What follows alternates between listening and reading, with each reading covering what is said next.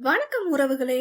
சிந்தையில் செதுக்கப்பட்ட கதைகளை உங்களின் செவி வழியே செலுத்தும் முயற்சியினூடே செழிலி ஆடியோ நாவல்ஸுக்கு உங்களை வரவேற்பது உங்கள் செழிலி. இன்னைக்கு நாம கேட்க போற கதை இதயத்தின் அதிர்வு நீயா. இந்த கதை உங்களுக்கு பிடிச்சிருந்தா லைக் பண்ணுங்க, ஷேர் பண்ணுங்க, கதையை பத்தின கருத்துக்களை கமெண்ட் பண்ணுங்க, மறக்காம சேனலை சப்ஸ்கிரைப் பண்ணிடுங்க. அப்படியே பக்கத்துல இருக்க பெல் ஐக்கானையும் தட்டி விடுங்க. அப்பதான் நாங்க போடுற கதைகள் உங்களுக்கு உடனுக்குடனே கிடைக்கும். வாங்க இப்ப கதைக்குள்ள போகலாம். அதிர்வு 44. நீதிமன்றத்திலிருந்து அனைவரும் வெளியே வந்தனர். ஆதினி, காதம்பரி மற்றும் மானஸ்வியை தவிர்த்து அனைவருக்குமே தலை வெடிக்காத குறைதான். மானஸ்வியோ, நான் தான் ஒரு உண்மை தெரியாம இடையில வந்து என்னென்னவோ செஞ்சுட்டேன், எல்லாரும் என்ன மன்னிச்சிருங்க. தூயவன் சார் மித்ராவா நடிச்சு ஏமாத்துனதுக்கும் உங்க கம்பெனி சீல் வைக்க காரணமா இருந்ததுக்கும் ஐ எம் ரியலி சாரி என்றவள் ஆதினியிடம், ஆதினி, உன் வாழ்க்கையில விளையாட பாத்திருக்கேன், என்ன மன்னிச்சிரு. ஆனா நீ ரொம்ப லக்கி.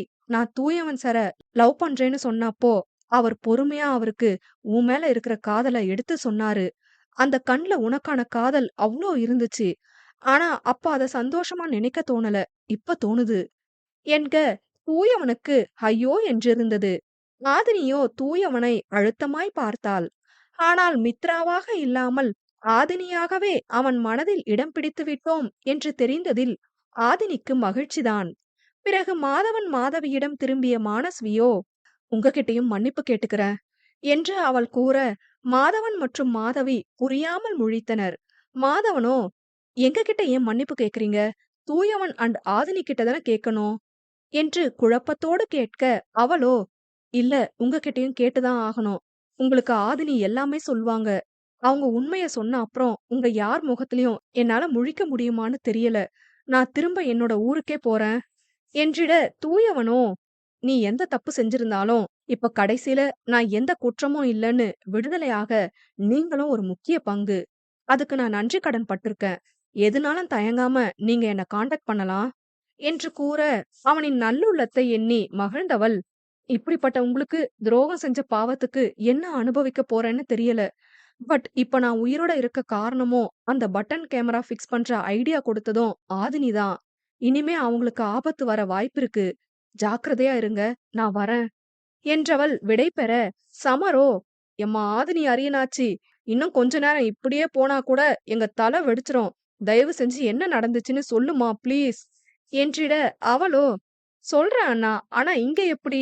எனக்கு ரொம்ப பசிக்குது, பக்கத்துல ரெஸ்டாரண்ட் போய் பேசிக்கலாம் என்க. அதுவும் சரியென பட உணவகத்திற்கு செல்ல எத்தனிக்க, அதற்குள் சதாசிவத்தை கைது செய்து அழைத்து வந்திருந்தனர். தூயவன் அவரை இளக்காரமாக பார்த்து சிரிக்க, அவருக்கோ ஆத்திரமாக வந்தது.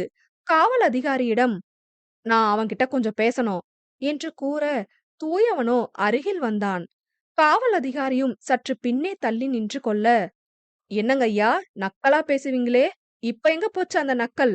வேணும்னா இப்போ டைப் வச்சுக்கலாமா என்றவன் வாய் பொத்தி சிரிக்க, அவரோ, என்னடா வெளியே வந்துட்டேன்னு ஓவரா ஆட்டம் போடுறியா? இல்லையே, நான் தான் சொன்னேனே என் பக்கம் நியாயம் இருக்கு, அது என்ன காப்பாத்தும்னு. ஆக்சுவலி நடந்த எந்த விஷயத்துக்கும் எனக்கும் சம்பந்தமே இல்ல. எல்லாமே கடவுள் செட்டிங் பாஸ். அப்புறம் சீக்கிரம் வெளியே வந்துடலாம்னு கனவு மட்டும் காணாதீங்க என்ன. நீங்க செஞ்சது கொலை முயற்சி, குறைஞ்சது 15 வருஷம் ஜெயில் கன்ஃபார்ம் என்றிட, சதாசிவத்தின் பார்வை ஆதினியின் மேல் பதிந்தது. கண்களில் வெறியேற, என் தொழில் உலகத்தை அடியோட அழிச்சவ, இவன் மேல இருக்கிற கோபத்தை விட உன் மேல இருக்கிற ஆத்திரம் தான் அதிகம். ஜெயிலுக்கு போறதுதான் போறேன், ஏன் கொலை முயற்சியோட போகணும்? கொலை பண்ணிட்டே போறேன் என்றவர் அனைவரும் சுதாரிப்பதற்குள் அருகில் இருந்த காவல் அதிகாரியின் இடையில் சொருகியிருந்த துப்பாக்கியை எடுத்தவர் ஆதினியை குறிவைத்து சுட, நொடி நேரத்தில் அவர் செயலை யூகித்த தூயவன் தடுக்க எத்தனித்து அவர் கையை பிடித்திழுக்க, அதற்குள் தூயவனின் உள்பக்க புஜத்தை உரசியபடி சென்று தரையில் விழுந்தது குண்டு. ஆதினியோ புகழ் என்று அலற, மற்ற அனைவரும் வந்து தூயவனை தாங்கிக் கொண்டனர். தூயவனோ வலியில் முனகினான். அதீத இரத்தப்போக்கில் அவனுக்கு கண்கள் இருட்டி கொண்டு வர அவ்வாறே மயங்கி சரிந்தான். மேலதிகாரியோ, யோ, கையில விலங்க மாட்டி கூட்டிட்டு வர மாட்டீங்களாயா? முதல்ல விலங்க மாட்டுங்க என்று சத்தமிட, சதாசிவம் கையில் விலங்கோடு அழைத்து செல்லப்பட்டார். இங்கு மாதவன் ஆம்புலன்ஸுக்கு அழைக்க அருகில்தான் மருத்துவமனை என்பதால் 5 நிமிடத்தில் வந்து சேர்ந்தனர். மயங்கிய தூயவனை சமரும் மாதவனும் தூக்கி உள்ளே படுக்க வைத்தனர். ஆதினியோ கண்ணிமைக்கும் கணத்தில் நடந்த அதிர்ச்சியிலும் தன்னவனின் உதிரத்தை பார்த்ததிலும் மிகவும் தளர்ந்து விட்டாள். அவளையும் கைத்தாங்கலாக மாதவியும் காதம்பரியும் வண்டியினுள் ஏற்ற அடுத்த 10 நிமிடத்தில் மருத்துவமனையில் தூயவனுக்கு சிகிச்சை ஆரம்பித்தது.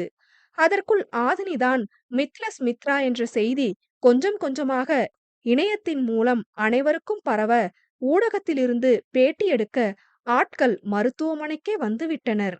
மேம், நீங்க தான் மித்லஸ் மித்ராவா?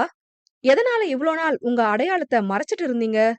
மிஸ்டர் சதாசிவம் ஜெயிலுக்கு போக நீங்க தான் காரணம்னு பேசப்படுதே, அது உண்மையா? தூயவன் சார் உங்கள காப்பாத்த போய் அவர் மேல குண்டு பட்டுச்சா?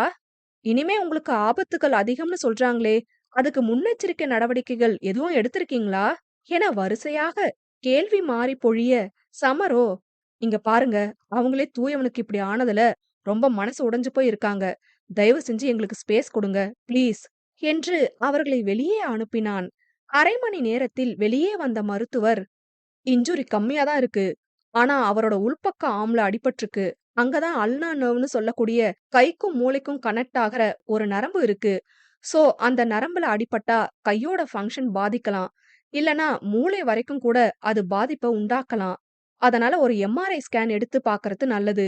இன்னைக்கு ஸ்கேன் எடுத்துறலாம், நாளைக்கு ரிப்போர்ட் வந்துரும். இப்போ ட்ரெஸ்ஸிங் பண்ணி பெயின் கில்லர் கொடுத்திருக்கேன். கொஞ்சம் தூங்கட்டும். அவரே முழிக்கிற வர டிஸ்டர்ப் பண்ண வேணாம் என்று கூறி சென்றார். அதற்குள் மதுரையில் இருவரது வீட்டினருக்கும் விஷயம் தெரிந்து அவர்கள் பதற மாதவன் சமாதானம் செய்து கொண்டிருந்தான். இரவு 8 மணி போல் கண் விழித்தான் தூயவன். அனைவரும் உள்ளே சென்று பார்த்தனர். மாதவனோ, பெயின் எப்படிடா இருக்கு என்று விசாரித்தான். லேசா வலிக்குது என்றான். அவ்வாறே அனைவரும் நலம் விசாரித்து முடிக்க சமரோ, சரி இப்போவாச்சும் முழுசா என்ன நடந்துச்சுன்னு சொல்லுங்களேன் என்று நொந்து போய் கேட்க ஆதினி கூற ஆரம்பித்தாள். நேற்று மானஸ்வியை சந்திக்க செல்வதாக ஆதினியும் காதம்பரியும் கிளம்பி மானஸ்வி தங்கியிருந்த அறைக்கே சென்றனர். அவர்களை அங்கு பார்த்ததும் மானஸ்விக்கு கிலி பரவியது. வேறு வழியின்றி உள்ளே அழைத்தாள். மானஸ்வி, நீங்க தான் மித்ரான்னு எங்களுக்கு தெரியும். இப்போ நீங்க நினைச்சாதான் தூயவனை காப்பாத்த முடியும் ப்ளீஸ் என்று கூறி உதவி கேட்க அவளோ, அதெல்லாம் என்னால முடியாது. என்கிட்ட ஆதாரம் எல்லாம் இல்ல. இதனால எனக்கு ஆபத்து வரும் என்று தடுமாறி கூற ஆதினியோ, ஆதாரம் இல்லையா இல்ல மித்ராவே இல்லையா என்று கேட்க மானஸ்வியோ அதிர்ந்தாள். நீங்க என்ன சொல்றீங்க?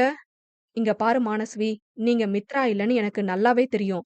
அது மட்டும் இல்ல, நடந்த பிரச்சனைக்கு காரணமும் நீங்க தான்னு தெரியும். உண்மைய சொல்லுங்க. எதுக்கு இந்த டிராமா?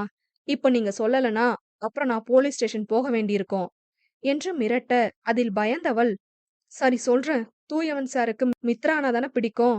அதனாலதான் மித்ரா டிராமா போட்டேன். வேணும்னே அவருக்கு நான் தான் மித்ரான்னு சந்தேகம் வர மாதிரியே நடந்துக்கிட்டேன் என்றாள் சன்னமாய். ஆதினியும் காதம்பரியும் ஒருவரை ஒருவர் புரியாமல் பார்க்க, உங்களை எதுக்கு தூயவனுக்கு பிடிக்கணும்? நீங்க தூயவனை விரும்புறீங்களா என்றால் ஆதினி புருவமிடுங்க. விரும்பல, விரும்புற மாதிரி நடிச்சேன். என் விருப்பத்தையும் சொன்னேன். ஆனா அவர் ஒத்துக்கல. எதுக்கு நடிச்சீங்க? தூயவன் சாருக்கு ஏற்கனவே உங்க மேல வெறுப்பு இருக்குன்னு தெரிஞ்சுக்கிட்டேன். சோ லவ் பண்றேன்னு சொன்னா என் பக்கம் சாய்வாரேன்னு தான். இதனால உங்களுக்கு என்ன கிடைக்கும்? புரியாமல் கேட்டாள் ஆதினி. அப்பதானே உன் வாழ்க்கை நாசமா போகும். எனக்கு அதுதான் வேணும் என்றாள் கண்ணில் கோபவெறியோடு. ஆதினிக்கும் காதம்பரிக்கும் ஒன்றுமே புரியவில்லை. நான் உங்களை என்ன செஞ்சேன்? என் மேல அப்படி என்ன வெறுப்பு உங்களுக்கு? ஏன்னா என் வாழ்க்கைய நாசமாக்குனவன் நீதானே என்று மானஸ்வி வெறுப்போடு கூற, வாட்? உங்க வாழ்க்கைய நான் நாசமாக்குனேனா? என்ன உளறீங்க? ஆமா, நீதான். என் 3 வருஷ காதல ஒரே நாள்ல மொத்தமா குழி தோண்டி புதைச்சிட்ட. என் கனவையெல்லாம் சுக்குநூறா உடைச்சிட்ட. அதுவும் எல்லாம் கைகூடி வர நேரத்துல என்றவளுக்கு கண்களிலிருந்து கண்ணீர் வழிந்தது. என்ன சொல்றீங்க? சத்தியமா நீங்க சொல்ற மாரி எதுவும் நான் செய்யல. நீங்க தூயவன காதலிச்சீங்களா என்று அதிர்வோடு ஆதினி கேட்க மானஸ்வியோ, தூயவனா இல்ல, மாதவன என்றாள் மானஸ்வி கேவலோடு. ஆதினிக்கும் காதம்பரிக்கும் பேரதிர்ச்சி. மாதவனியா? இல்ல, எனக்கு புரியல என்று பெரும் குழப்பத்தில் கேட்டாள் ஆதினி. ஆமா, மாதவன 3 வருஷமா லவ் பண்றேன். 3 வருஷத்துக்கு முன்னாடி அவங்க குலதெய்வ கோவிலுக்கு வந்திருந்தாங்க. அப்பதான் முதல் தடவ நான் மாதவன பார்த்தேன். அவங்க குணமும் எனக்கு ரொம்ப பிடிச்சுது. விசாரிச்சப்போ, இவங்க குடும்பம் எங்க குடும்பத்துக்கு தூரத்து சொந்தம்.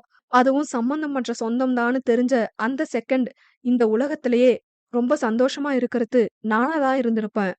என் வீட்ல என்னோட விருப்பத்த தெரிவிச்சேன். அப்பாவுக்கும் சம்மதம் இருந்துச்சு. மாதவனுக்கு வரன் பார்க்க ஆரம்பிக்கிற தருணத்துக்காக வெயிட் பண்ணோம். அப்பதான் உனக்கும் மாதவனுக்கும் முடிவாச்சு. ரொம்பவே உடைஞ்சு போயிட்டேன். சரி, மாதவன் வாழ்க்கையில எனக்கு இடம் இல்ல போலன்னு நெனச்சு மனச தேத்திக்கிட்டேன். ஆனா மாதவனோட ஜாதகம் மாறி தூயவனுக்கும் உனக்கும் எதிர்பாராத விதமா கல்யாணம் ஆயிடுச்சுன்னு கேள்விப்பட்ட அப்போ, ஒருவேளை நமக்கு தான் மாதவன்னு விதி இருக்குன்னு நெனச்சு மறுபடியும் மனசுல ஆசைய வளர்த்துக்கிட்டேன். எப்படியும் சின்ன மகனுக்கு கல்யாணம் நடந்த அப்புறம் பெரிய மகனுக்கு சீக்கிரமா பொண்ணு தேடுவாங்கன்னு தெரியும். பேசி முடிச்சிடலாம்னு முடிவோட தான் நானும் அப்பாவும் கோவிலுக்கே வந்தோம் அன்னைக்கு.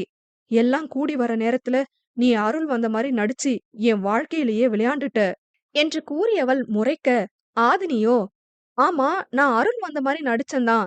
அதுக்கு காரணம் இருக்கு, நான் சொல்றேன். ஆனா நான் நடிச்சேன்னு உனக்கு எப்படி தெரியும்? தெரியும். நீயும் இவளும் அன்னைக்கு பேசிட்டு இருந்தத நான் கேட்டேன். அந்த செகண்ட் உன்ன பழிவாங்க நெனச்சேன். என் வாழ்க்கையில நிம்மதி இல்லாம செஞ்சுட்டு, நீ மட்டும் எப்படி நிம்மதியா வாழலாம்? அன்னைக்கு சதாசிவத்தோட ஆளு ஒருத்தனும் தூயவன ஃபாலோ பண்ணிட்டு இருந்தான் கோவில்ல. அப்பதான் தூயவனுக்கு மித்ரானா பிடிக்கும்னு மாதவன், மாதவி, சமர் 3 பேரும் பேசிட்டு இருந்தத அவன் கவனிச்சிருக்கான் போல. அது மட்டும் இல்ல, அந்த சம்பவத்துக்கு அப்புறம் என் அப்பா கிட்ட அழுது புலம்பிட்டு இருந்தேன். நீ என் வாழ்க்கைய கெடுத்துட்டன்னு. அதையும் அவன் கேட்டிருக்கான். அப்பதான் சதாசிவன் என்கிட்ட வந்து பேசினாரு. அவருக்கு தூயவன பழிவாங்கணும். எனக்கு உன்ன பழிவாங்கணும். நான் பிளான் சொல்றேன். எனக்கு ஹெல்ப் பண்ணுனா எந்த பிரச்சனையும் வராம பாத்துக்கிறேன்னு சொன்னாரு. நானும் சரின்னு சொல்லி தான் உங்க கம்பெனிலேயே வேலைக்கு சேர்ந்தேன். சதாசிவத்தோட நோக்கத்த செஞ்சு முடிச்ச என்னால என்னோட நோக்கத்த நிறைவேத்த முடியல. தூயவன் கிட்ட நான் காதலிக்கிறதா சொன்ன அப்போ உன்ன லவ் பண்றேன்னு தூயவன் சொன்னாரு. சரி, போய் தொலையட்டும். தூயவன் ஜெயிலுக்கு போனா அப்பவும் நீ தனியா நிப்ப. அது போதும்னு நெனச்சு என்ன நானே சமாதானம் பண்ணிக்கிட்டேன். உனக்கு நான் என்ன பாவம் செஞ்சேன்? எதுக்காக நாடகமாடி வேணும்னே என் ஜாதகத்த வாங்க விடாம செஞ்ச? என்று உச்சபட்ச கோபத்தில் மானஸ்வி கேட்க, ஆதினியோ, இங்க பாருங்க மானஸ்வி, சத்தியமா உங்க காதல் பத்தியெல்லாம் எனக்கு தெரியாது. நான் நாடகம் ஆடுனதுக்கு காரணம் மாதவன் மாதவியோட காதல் தான் எனவும் மானஸ்விக்கோ அப்பட்டமான அதிர்ச்சி. மாதவன் மாதவியோட காதலா? என்ன சொல்ற நீ?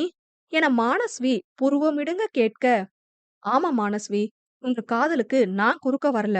நீங்க தான் உண்மை தெரியாம உங்க மனசுல வீணா ஆசைய வளர்த்துக்கிட்டீங்க.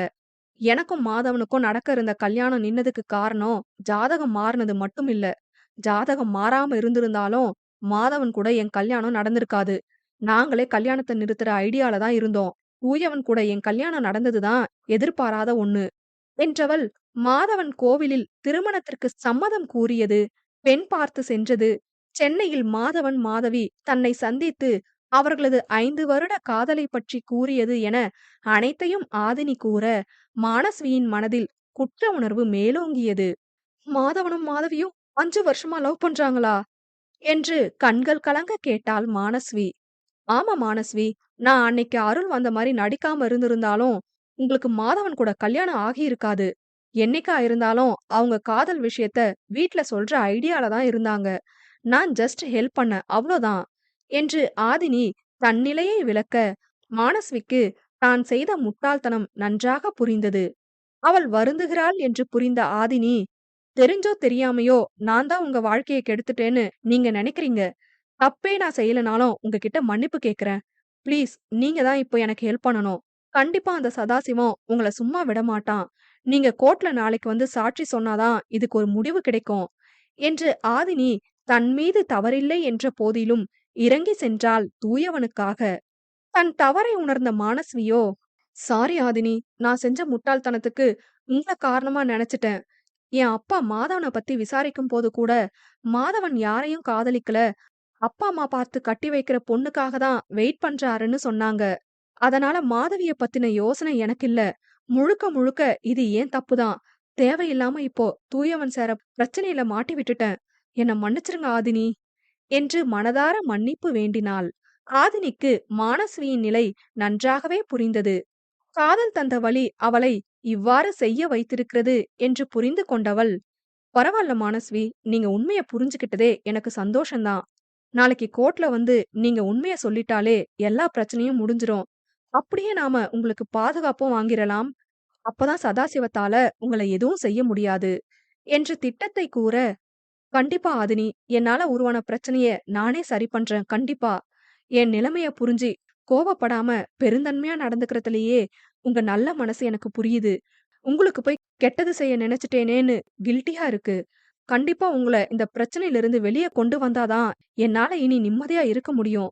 கண்டிப்பா நான் நாளைக்கு சாட்சி சொல்ல வரேன் என்று மானஸ்வி கூற, ஆதினியோ, நல்ல வேளை நாம தான் மித்ராங்கிறத நாளைக்கு வெளிப்படுத்த வேண்டிய சூழ்நிலை வந்துருமோன்னு பயந்துட்டு இருந்தேன்.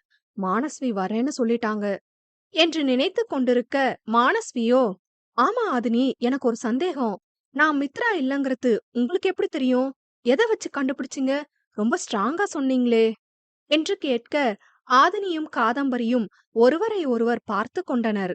என்னாச்சு? உங்கள தான் கேக்குறேன். எப்படி கண்டுபிடிச்சீங்க என்று மானஸ்வி மீண்டும் கேட்க, ஆதினியோ, ஏன்னா அந்த மித்ரா வேற யாரும் இல்ல, நான் தான் என்று கூற, அதில் அதிர்ந்த மானஸ்வியோ, ஓ மை காட், இத நான் எதிர்பார்க்கல. சரி, கவனமா இருங்க ஆதினி என்றாள். ஓகே மானஸ்வி, நீங்களும் கவனமா இருங்க. எதுக்கும் நாளைக்கு நீங்க கோர்ட்டுக்கு கிளம்பும்போது பட்டன் கேமரா ஒண்ணு உங்க ட்ரெஸ்ல ஃபிக்ஸ் பண்ணிக்கோங்க. சேஃப்டி வெப்பன் ஏதாச்சும் எடுத்துக்கோங்க என்றவள் மானஸ்வியின் கைகளை பற்றி, உங்கள நம்பிதான் இருக்கேன், கண்டிப்பா வந்துருங்க என்று விட்டு கிளம்பினாள். இவ்வாறாக ஆதினி நடந்த அனைத்தையும் கூறி முடிக்க, அனைவருக்கும் ஆதினியை நினைத்து ஆச்சரியம் ஒரு பக்கம் என்றால், மானஸ்வியின் காதல் கதையை கேட்டு ஒரு பக்கம் அதிர்ச்சி. சமரோ, எங்கேயோ ஆரம்பிச்ச பிரச்சனை எங்கேயோ போய் கடைசில இங்க வந்து முடிஞ்சிருக்கு. எப்படியோ எல்லாம் நல்லபடியா முடிஞ்சுது, அது வரைக்கும் சந்தோஷம் என்க. மாதவனோ, ஆமா, சத்தியமா மானஸ்வி என்ன காதலிச்சிருப்பாங்கன்னு எதிர்பார்க்கல. தெரிஞ்சிருந்தா அவங்களே கல்யாணம் பண்ணிக்க ஓகே சொல்லிருப்பேன் என்று கூற, மாதவியோ, துரைக்கு நானே அதிகம், இதுல மானஸ்வி வேற கேக்குதோ என்றவள் அவனின் காதை திருக, ஏ சும்மா சொன்னேன்டி, வலிக்குது என்று அலறினான். பிறகு மாதவியோ, அப்ப சமர் மித்ரா கிட்ட ஹெல்ப் கேட்கலாம்னு சொன்னப்போ எங்க உங்க ஃப்ரெண்டுக்கு ஆபத்து வந்துருமோன்னு தான் அவ்ளோ பதர்னீங்களா காதம்பரி என்று கேட்க, அவளோ ஆமாம் என்றபடி அசடு வழிந்தாள். இவ்வாறு மற்றவர்கள் பேச, தூயவனோ, போச்சு, அப்ப எல்லாம் தெரிஞ்சுதான் அன்னைக்கு மித்ராவை லவ் பண்றீங்களான்னு கேட்டாளா? நாம வேற ஓவர் பர்ஃபார்மன்ஸ் பண்ணிட்டோமே, இப்ப எதுக்கு பொய் சொன்னேன்னு கேட்டா என்ன சொல்ல என்ற சிந்தனையில் அவனுடைய பார்வையோ ஆதினியிடம்தான் இருந்தது. அது மட்டும் இல்லாமல் மயங்கும் போது அவள் அழைத்த புகழ் என்ற அழைப்பு இன்னுமே அவனுக்கு கேட்டுக்கொண்டிருந்தது. தன்னை காப்பாற்ற எண்ணி அவளது அடையாளத்தை அவள் வெளிக்கொணர்ந்ததிலேயே அவன் மீதான அவளது காதல் அவனுக்கு நன்றாக புரிந்துவிட்டது. தான் அவளை விலக நினைக்கும் சமயம்தான் அவளது இத்தனை காதலும் தனக்கு தெரிய வேண்டுமா என்று நினைத்தவனுக்கு மனதில் பாரம் ஏறியது. அவன் அவளிடம் பேச நினைக்கிறான் என்பதை அறிந்து மற்றவர்கள் வெளியில் சென்றுவிட, அவளோ வாங்கி வந்த சாப்பாட்டு பார்சலை பிரித்து அவனுக்கு ஊட்ட ஆரம்பித்தாள். மறந்தும் கூட அவன் கண்களை பார்க்கவில்லை. முகத்தில் ஒரு இறுக்கம் இருந்தது. என்ன காரியம் செய்ய பார்த்தான்? கையில் குண்டு பாய்ந்ததால் இப்பொழுது பெரிதாக ஏதும் இல்லை. வேறெங்காவது குண்டு பாய்ந்திருந்தால் என்ன ஆவது? அவன் உயிருக்கு ஆபத்து நேர்ந்திருந்தால் தன்னை காப்பாற்றப் போய்தானே இப்படி ஆனது என்ற குற்ற உணர்வு காலம் முழுவதும் பெண்ணவளை குடைந்திருக்குமே. அதனை நினைக்க அவளுக்கு கண்கள் கலங்கியது. அதோடு சேர்த்து எதற்கு வேண்டுமென்றே மித்ராவை காதலிப்பதாக தன்னிடம் பொய் கூற வேண்டும் என்ற கேள்வியும் அவளது கோபத்திற்கு தூபம் போட்டது. அவனே இது குறித்து பேசும் வரை தான் வாயை திறக்கக்கூடாது என்று முடிவு செய்தவள் மௌனமாகவே இருந்தாள். இட்லியை தனக்கு ஊட்டுவதே தலையாய கடமையென செய்து கொண்டிருப்பவளை வைத்த கண் வாங்காமல் பார்த்தவனுக்கு அவளது கண்கள் கலங்குவது தெரிந்தது. தன் வாயருகில் கொண்டு வந்த அவளது கையை தன் அடிபடாத மறு கையால் பற்றியவன், எதுக்குடி அழுகிற என்றான். சாப்பிடு தூயவா என்றவள் அவன் கையிலிருந்து தன் கையை உருவி மீண்டும் வாயருகே உணவினை ஊட்ட ஆரம்பித்தாள். அவன் உண்டு முடித்ததும் மாத்திரையை கொடுத்தவள் எதுவும் கூறாமல் எழுந்து வெளியே வந்து விட்டாள். வேண்டாம் என்று நினைத்த போதும் அவளது பாராமுகம் அவனை வெகுவாக வாட்டியது. ஒரு வகையில் இப்பொழுது அவள் பேசாமல் சென்றதும் நல்லதுதான் என்று தோன்றியது. நல்லவேளை, ஏன் மித்ராவை காதலிப்பதாக பொய் கூறினாய் என்று கேட்காமல் போனாள் என்று. வெளியே வந்தவளிடம் மாதவனோ, ஆதினி, நீயும் மாதவியும் காதம்பரியும் அப்படியே வீட்டுக்கு கிளம்புங்க, நானும் சமரும் கவனிச்சுக்கிறோம் என எவ்வளவு கூறியும் ஆதினியோ மறுத்துவிட்டாள். ஆதினியுடன் இருப்பதாக காதம்பரியும் கூறிவிட, பிறகு மாதவிக்கு துணையாக மாதவன் வீட்டிற்கு கிளம்ப, எதையோ யோசித்த சமர் தானும் கிளம்புவதாக கூறி கிளம்பினான். அப்பொழுதுதான் சமருடைய அலைபேசி அங்கு இருப்பதை கவனித்த காதம்பரி, "ஏ ஆது, அவர் மொபைலை விட்டுட்டு போறாரு, சீக்கிரம் போய் கொடு" எனவும் சென்ற ஆதினி அரை மணி நேரம் கழித்து எதையோ சிந்தித்தபடியே வந்தாள். "ஏண்டி இவ்ளோ நேரம்?"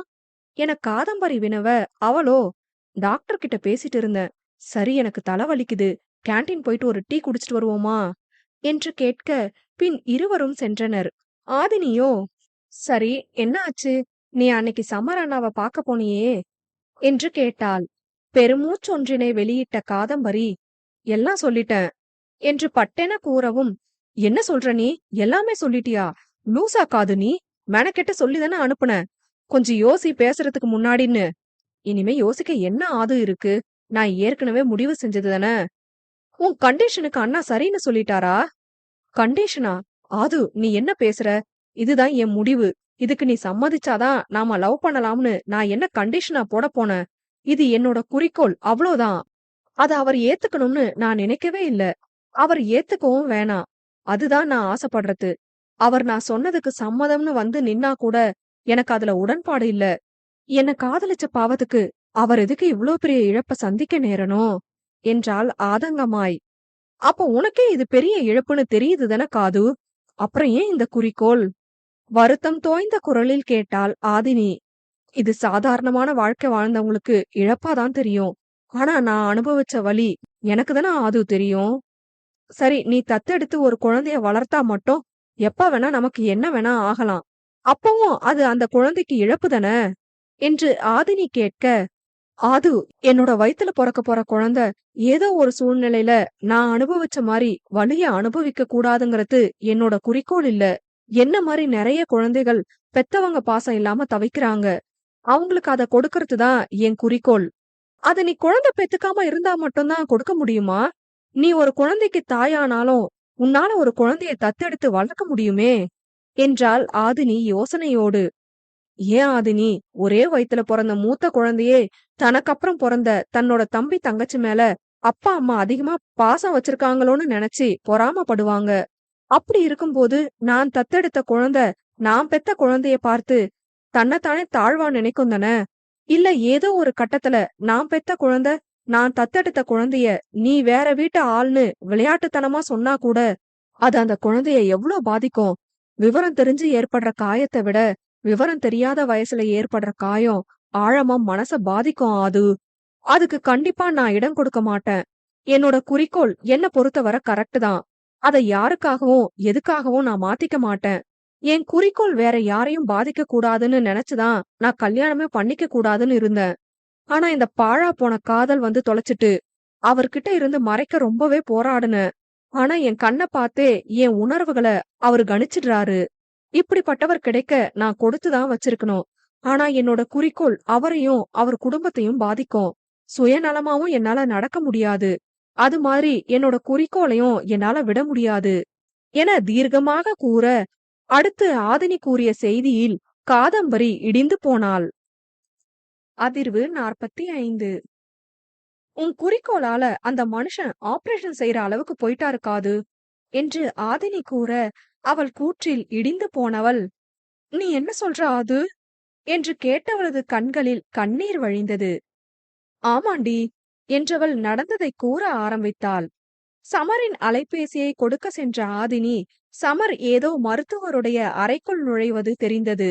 என்ன மருத்துவர் என்று வெளியில் இருந்த பலகையில் பார்க்க, அதில் ஆண்ட்ராலஜிஸ்ட் என்று எழுதியிருக்க, இணையத்தில் தேடியவளுக்கு ஆண்மையியல் மருத்துவர் என்று விடை கிடைக்க, இவரையும் சமரண்ணா பார்க்கணும் என்று நினைத்தவள் பின், ஏதாச்சும் பர்சனல் ப்ராப்ளமா இருக்கும், வரட்டும், வெயிட் பண்ணுவோம் என்று நினைத்தபடி காத்திருந்தவளுக்கு அவளுடைய மூளை வேறு ஒரு கோணத்தை நினைவுபடுத்தியது. ஒருவேளை காதம்பரியோட முடிவு கேட்டு அண்ணா எதுவும் விபரீத முடிவுக்கு வந்துட்டாங்களா? ஆபத்துக்கு பாவம் இல்ல, ஒட்டு கேப்போம் என்று நினைத்தவள் ஜன்னல் வழியே எட்டி பார்த்தாள். மருத்துவரோ, கல்யாணம் கூட ஆகலன்னு சொல்றீங்க, அப்புறம் எதுக்கு இதெல்லாம் என்று கேட்க, சமரோ, நான் கல்யாணம் பண்ணிக்க போற பொண்ணோட பர்சனல் டெசிஷன் டாக்டர், ரீசன் நான் சொல்ல விரும்பல டாக்டர் ப்ளீஸ் என்று அவன் கூற, ஆதினிக்கு தான் நினைத்ததுதான் சரி என்று புரிந்தது. அதற்குள் அங்கு வந்த செவிலிய பெண்ணோ, இங்க என்னமா செய்றீங்க என்று கேட்கவும் அந்த இடத்தை விட்டு அகன்றாள். வெளியே அவனுடைய வண்டியின் அருகில் நின்று கொண்டிருந்தாள் ஆதினி. மருத்துவரை பார்த்துவிட்டு வந்த சமரோ ஆதினியிடம், நீ இங்க என்னமா பண்ற என்று கேட்க, அவளோ, உங்க மொபைல விட்டுட்டு வந்துட்டீங்கன்னு கொடுக்க வந்தேன், ஆனா நீங்க ஆளை காணோம், அதான் சரி எப்படியும் வண்டி எடுக்க இங்கதானே வருவீங்கன்னு இங்க நிக்கிறேன். அப்பவே கிளம்பிட்டீங்களே, ஆனா இப்பதான் வெளியே வர்றீங்க, எங்கடா போனீங்க என்று கேட்க, அவனோ, தலைவலியா இருந்துச்சுன்னு கேண்டீன்ல போயிட்டு டீ குடிச்சிட்டு வந்தேன் என்றவன் அவளிடம் அலைபேசியை வாங்கிவிட்டு, தேங்க்ஸ்மா, நான் கிளம்புறேன் என்று அவன் கிளம்பிவிட, அவன் கூறிய பொய் மேலும் அவளது சந்தேகத்தை உறுதியாக்கியது. பாவம் சமரண்ணா, எந்த அளவுக்கு இவர் காதம்பரிய காதலிச்சிருந்தா அவளோட முடிவுக்காக குழந்தையே இனிமே பெத்துக்க கூடாதுன்னு முடிவு பண்ணி வேசக்டோமி ஆபரேஷன் செய்யற அளவுக்கு யோசிச்சிருப்பாரு. காது கிட்ட நாம கண்டிப்பா பேசி பார்க்கணும் என்று முடிவோடு வந்தவள் அவளிடம் கூறி முடித்தாள். அனைத்தையும் கேட்ட காதம்பரிக்கு அழுகை பீறிட்டது. அண்ணா பாவம் காது, அவருக்காக உன் முடிவை மாத்திக்கோன்னு எல்லாம் உன்கிட்ட நான் கேட்க போறதில்ல. இது உன் வாழ்க்கை, உன் காதல், இதுக்கு மேல நீதான் யோசிச்சு முடிவுக்கு வரணும். நான் எதுவும் சொல்ல போறதில்ல என்றவள் எழுந்து சென்றுவிட, காதம்பரிக்கோ ஆதினி கூறிய விஷயத்தை ஜீரணிக்க முடியவில்லை. யார கேட்டு இப்படி ஒரு முடிவுக்கு வந்தாரு என்று ஆதங்கமாய் நினைத்தாலும் அவனுடைய காதலை எண்ணி வியக்காமலும் இருக்க முடியவில்லை. என்ன மாதிரியான காரியத்தை செய்ய பார்த்தார்? அதுவும் தனக்காக, தன் உணர்வுகளுக்கு மதிப்பு கொடுப்பதற்காக. அப்படி என்ன தான் அவருக்கு செய்து விட்டோம்?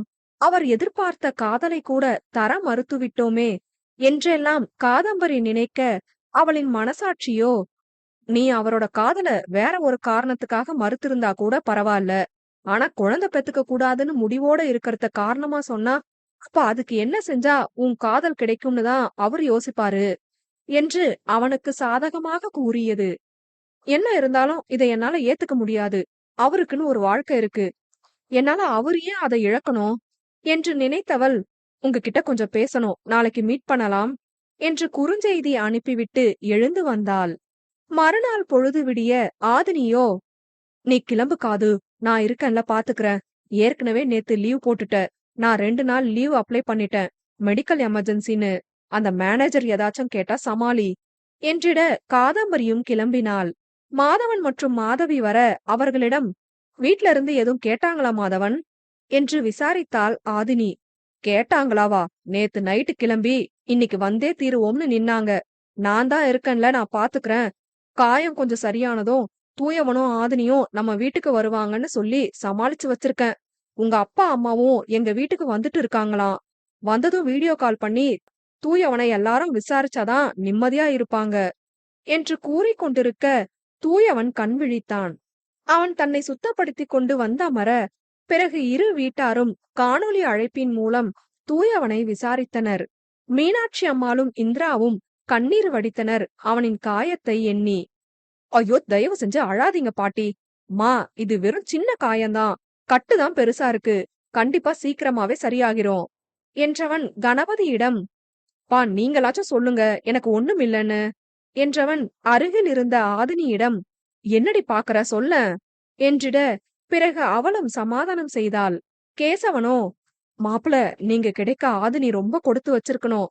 உங்க உயிரை கூட பெருசா நினைக்காம அவளை காப்பாத்த நினைச்ச நீங்க எனக்கு கடவுள் மாதிரி மாப்பிள என்றவர் நெகிழ்ந்து பேசினார். ஆதினியோ தூயவனை பார்க்க, அவனோ, ஆஹா பாக்குறாளே பாக்குறாளே, மாமா வேற இத ஞாபகப்படுத்துறாங்க, இவ அமைதியா இருக்கிறது வேற ஒரு பக்கம் பயமா இருக்கு என்று மனதினுள் எண்ணி பயந்தவன் வெளியே, ஐயோ அதெல்லாம் ஒண்ணுமில்ல மாமா, சொல்ல போனா அவதான் முதல்ல எனக்காக பெரிய விஷயம் பண்ணிருக்கா, அவளோட அடையாளம் வெளியே தெரிஞ்சா அவ உயிருக்கு ஆபத்துன்னு தெரிஞ்சோம் அவ எனக்காக செஞ்சா என்று தூயவன் கூற, அப்பொழுதுதான் வீட்டினருக்கு அந்த விஷயத்தை பற்றி கேட்கும் எண்ணமே தோன்றியது. தூயவனுக்கு குண்டடி பட்டதில் அதனை அனைவரும் மறந்து விட்டிருந்தனர். அபிராமியோ, ஏய் என்னடி இப்படி ஒரு ஆபத்தான வேலை உனக்கு?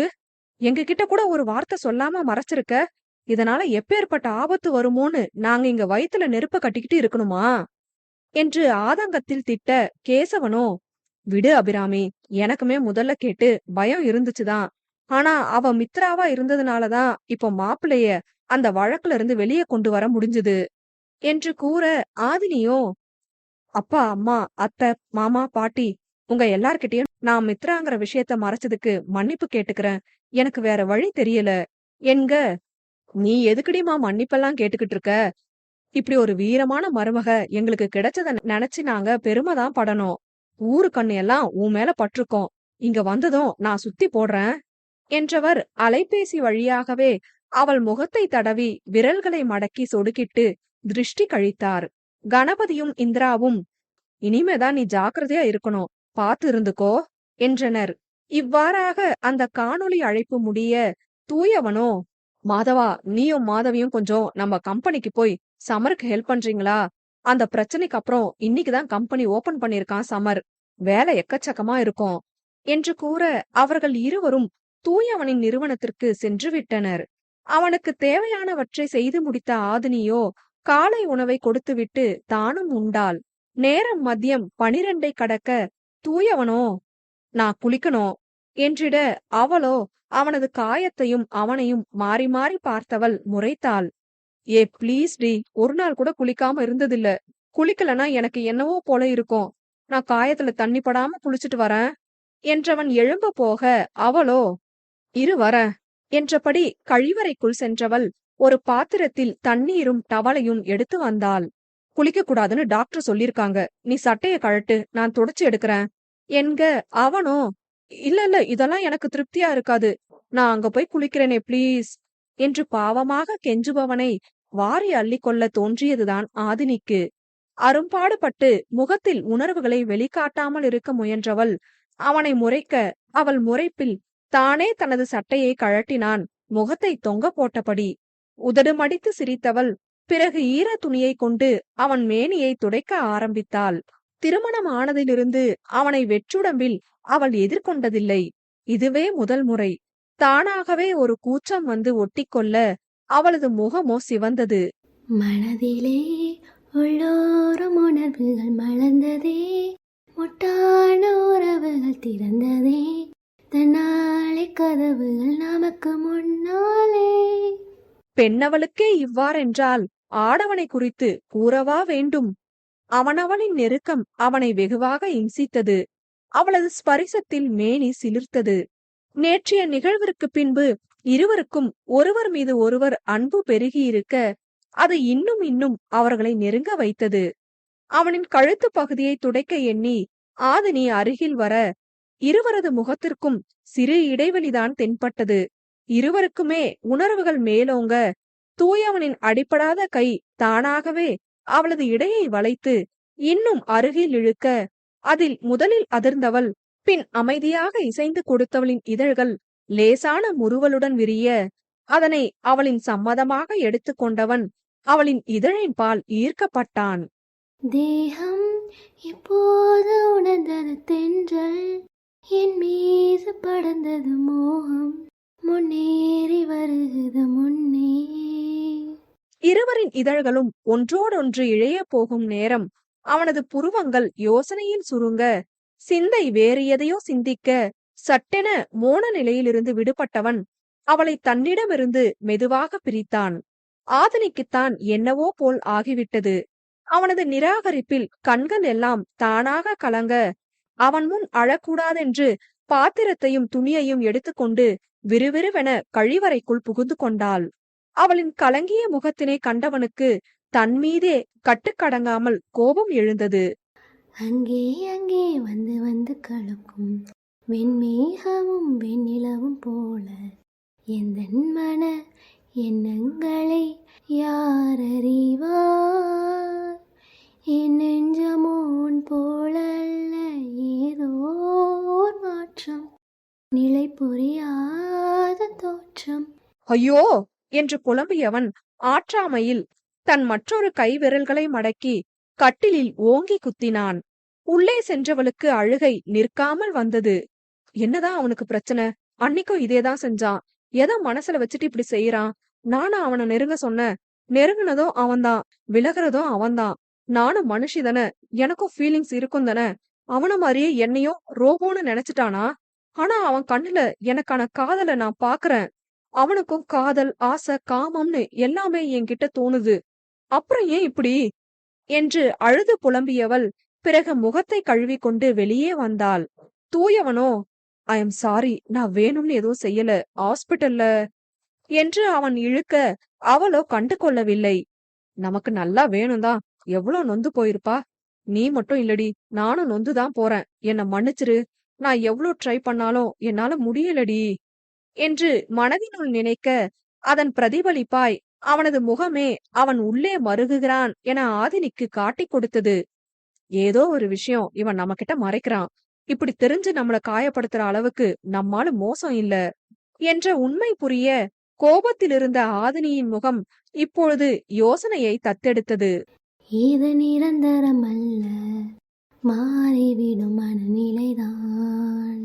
நாம கொஞ்சம் கோபமாவோ வருத்தமாவோ இருக்கிற மாதிரி சீன் போட்டா சொல்லிருவான்னு நினைக்கிறேன். ட்ரை பண்ணி பாப்போம். கண்டிப்பா அவனே இத பத்தி நம்ம கிட்ட பேச வரணும். நானா கேட்டுக்க மாட்டேன் என்று நினைத்தவள் மீண்டும் இறுக்கமாக முகத்தை வைத்து கொண்டாள். பிறகு அந்த அறையில் இருந்த தொலைக்காட்சியை உயிர்ப்பித்தவள் செய்தியை பார்க்க அதில் பிரபல தொழிலதிபர் சதாசிவம் அவர்களுக்கு சற்று முன் நடந்த விசாரணையில் அவரது நிறுவனத்தை இழுத்து மூடும்படியும் அவர் செய்த அனைத்து குற்றங்களையும் கருத்தில் கொண்டு ஆயுள் தண்டனை விதித்தும் தீர்ப்பளித்துள்ளது உயர்நீதிமன்றம் என்று வரவும் அதனை பார்த்த இருவருக்குமே மனதில் நிம்மதி பரவியது. அப்பொழுது செவிலிய பெண்ணொருத்தி வந்து, மிஸ்ஸஸ் ஆதினி, உங்களை டாக்டர் கூப்பிடுறாரு என்று கூறி செல்ல ஆதினியும் சென்றாள். சென்றவள் அரை மணி நேரம் கழித்து வந்தாள். டாக்டர் என்ன சொன்னாங்க என்றான். ஸ்கேன் எல்லாம் நார்மலாம், இன்னைக்கே டிஸ்சார்ஜ் ஆகிக்கலாம்னு சொன்னாங்க என்றால் அவன் முகத்தை பார்க்காமலே. நல்ல வேலை, என்னால இதுக்கு மேல ஹாஸ்பிட்டல்ல இருக்க முடியாது என்று கூற ஆதினியோ எதுவும் கூறவில்லை. அவள் முகத்தையே அவன் பார்த்திருக்க அவளோ, டாக்டர் உன்னை ரெஸ்ட் எடுக்க சொன்னாரு என்று கூற அதன் பிறகு அவனும் எதுவும் பேசிக் கொள்ளவில்லை. கண்மூடி படுத்துக் கொண்டான். மாதவன், மாதவி மற்றும் சமர் அலுவலகத்திலிருந்து மாலை 7 மணி போல் வர அதன் பிறகு மருத்துவமனையிலிருந்து தூயவன் வீட்டிற்கு அழைத்து வரப்பட்டான். அறையில் அவன் அமர்ந்திருக்க ஆதினியோ அறையை சுத்தம் செய்ய தொடங்கினாள். எப்பொழுதும் அவன் கூறியும் செய்யாதவள் இன்று அவளாகவே அனைத்தையும் நேர்த்தியாக செய்தாள். தூயவனுக்கே ஆச்சரியம்தான்.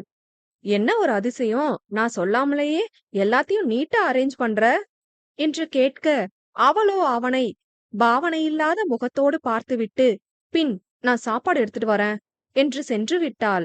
டேய் தூயவா, இவ கொஞ்ச நேரம் உன்கிட்ட பேசாம இருக்கிறதே உன்னால தாங்கிக்க முடியல. அவளை விட்டுட்டு உன்னால இருக்க முடியுமா? சொல்ல போனா இனிமேதான் நீ அவளை கூட இருந்து பாத்துக்கணும். அவளுக்கு ஆபத்து இருக்குதுன என்று அவனின் மனம் கேள்வி கேட்க, ராட்சசி 2 வாரத்துல என்னை இப்படி அவளுக்கு அடிக்ட் ஆக்கிட்டா. இவளை பார்க்காம இவகிட்ட பேசாம இருக்கிறது கஷ்டம்தான். ஆனா வேற வழி இல்லையே. என்னோட சுயநலத்துக்காக அவளை நான் ஏன் தண்டிக்கணும்? அவ சந்தோஷமா இருக்கணும். அண்ட் அவ கூட இல்லனாலும் கண்டிப்பா அவளோட பாதுகாப்பு மேல எனக்கு ஒரு கண்ணு எப்போதுமே இருக்கும். அது ஏன் பொறுப்பு. இத பத்தி கூடிய சீக்கிரமே அவகிட்ட பேசணும்னு நினைக்கிறேன். ஆனா அவ எப்படி எடுத்துப்பா? விஷயத்த சொன்ன அப்புறம் என்னை விட்டு போக மாட்டேன்னு சொல்லிட்டா நான் என்ன செய்யறது என்று யோசனையுடன் இருந்தான். அவள் உணவை எடுத்துக்கொண்டு வர அவனோ, கொடு நானே சாப்பிட்டுக்கிறேன், உனக்கு எதுக்கு கஷ்டம் என்று கேட்க அவளோ, இங்க பாரு, உனக்கு வலது கையில அடிபட்டதுனாலதான் ஊட்டி விட்டுட்டு இருக்கேன். மத்தபடி எனக்கு என்ன வேண்டுதலா உனக்கு ஊட்டி விடணும்னு? ஏற்கனவே செம காண்டுல இருக்கேன், ஒழுங்கா மூடிட்டு சாப்பிடு என்று சிடுசிடுவென கூற அதன் பிறகு அவனது வாய் உணவை வாங்க மட்டும்தான் திறந்தது. அவனது முக பாவனையில் அவளுக்கு அவன் வளர்ந்த குழந்தையாகத்தான் தெரிந்தான். பூங்காவில் சமருக்காக காத்திருந்த காதம்பரி அதற்கு மேல் பொறுக்க மாட்டாது அவனுக்கு அழைத்து விட்டாள்.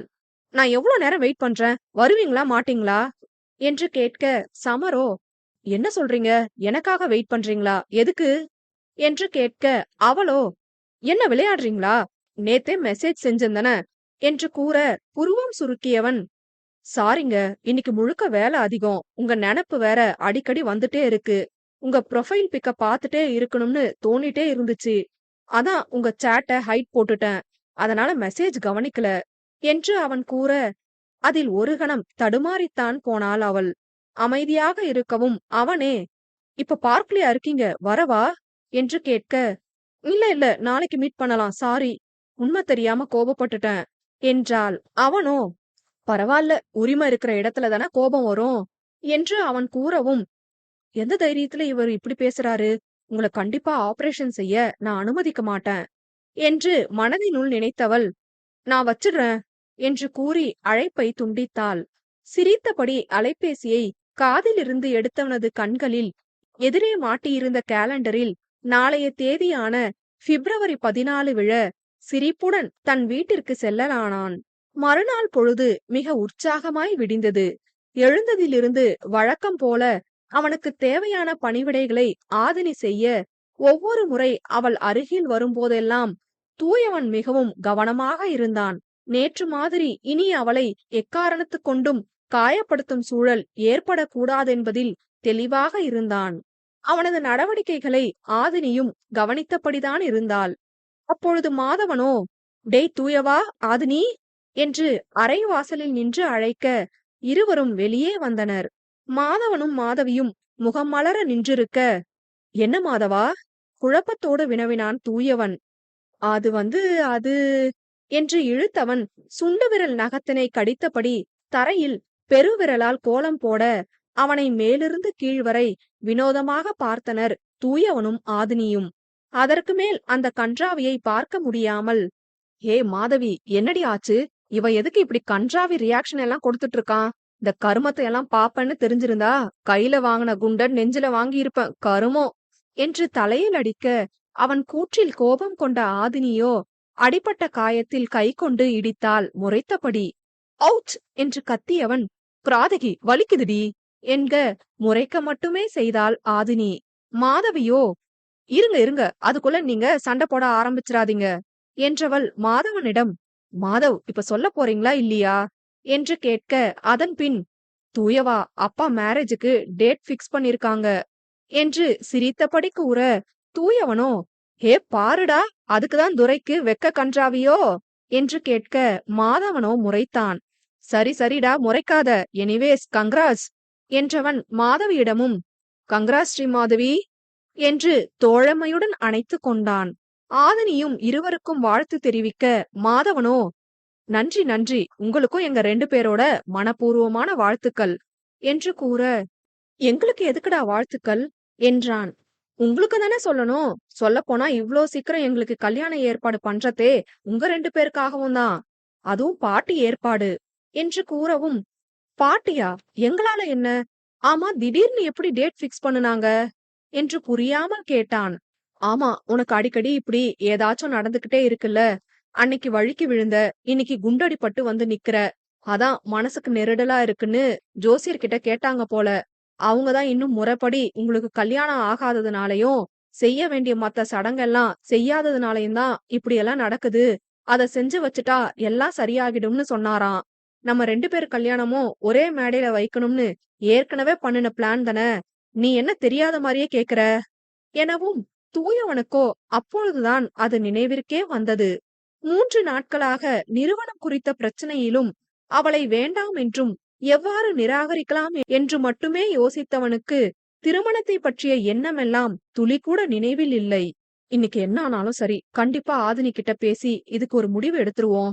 இந்த கல்யாண வாழ்க்கையெல்லாம் எனக்கு செட் ஆகாதுன்னு புரிய வச்சிரணும் என்ற யோசனையுடன் தலையசைத்தவன் உள்ளே செல்ல எத்தனிக்க, டேய் என்ன நீ, எப்ப மேரேஜ் டேட்னு கூட கேட்காம போற என்று கேட்க, ஓ சாரி மறந்துட்டேன், எப்போ என்றான்.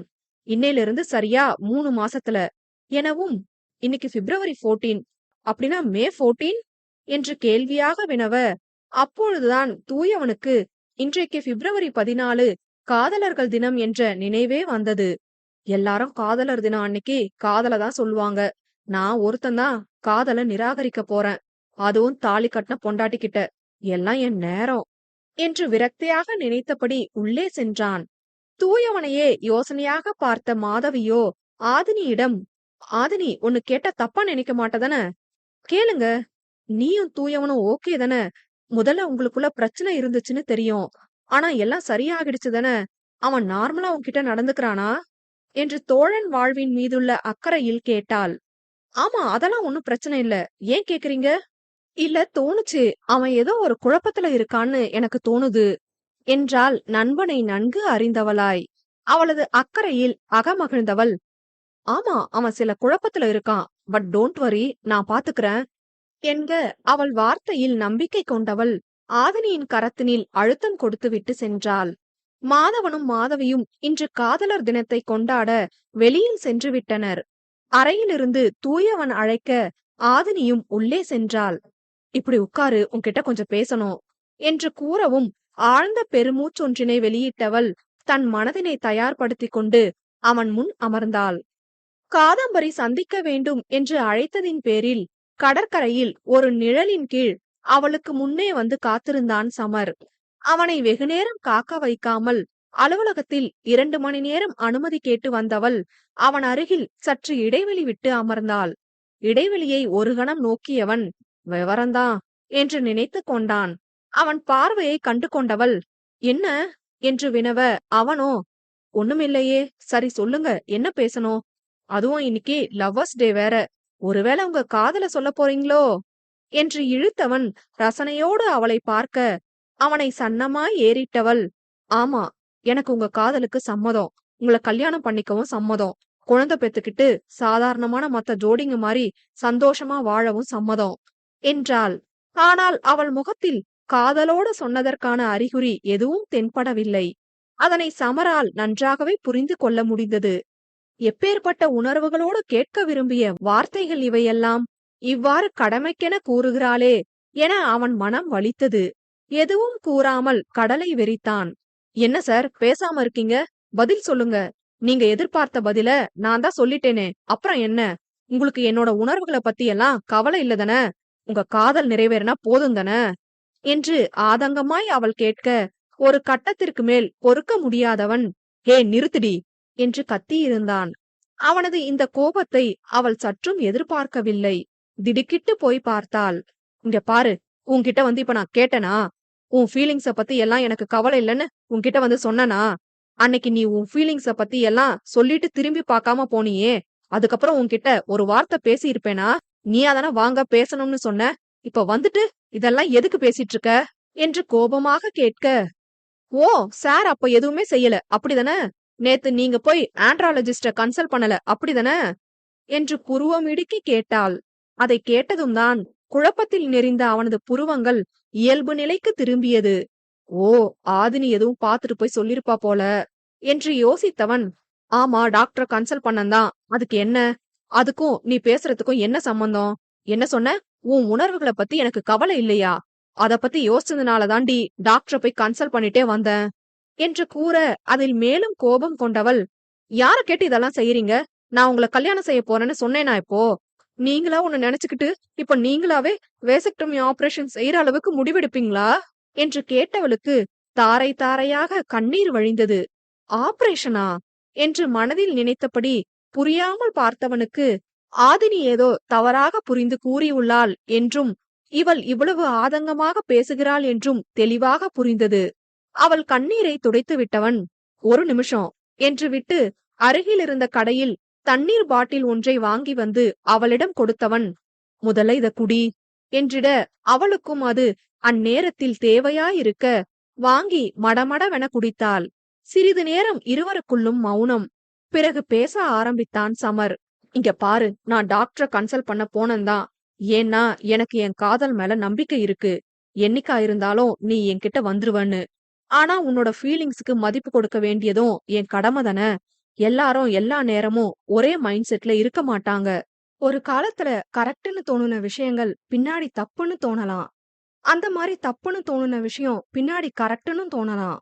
இந்த மனுஷங்க மூளை பச்சோந்திதான்.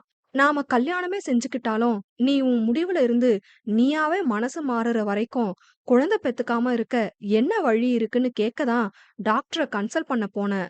டேப்லெட்ஸ், பில்ஸ் இப்படி நிறைய வழி இருக்குன்னு சொன்னாரு. அத விசாரிக்கத்தான் போனேன்.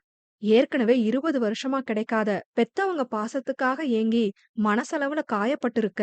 இதுல நான் வேற உன்கிட்ட சொல்லாம கொள்ளாம ஆபரேஷன பண்ணிக்கிட்டு வந்து, அத பகடக்காயா யூஸ் பண்ணி உன்ன கல்யாணம் செஞ்சு, இன்னும் உன்ன வாழ்நாள் முழுக்க குற்ற உணர்வுல தவிக்க விடுவேன்னு நினைக்கிறியா?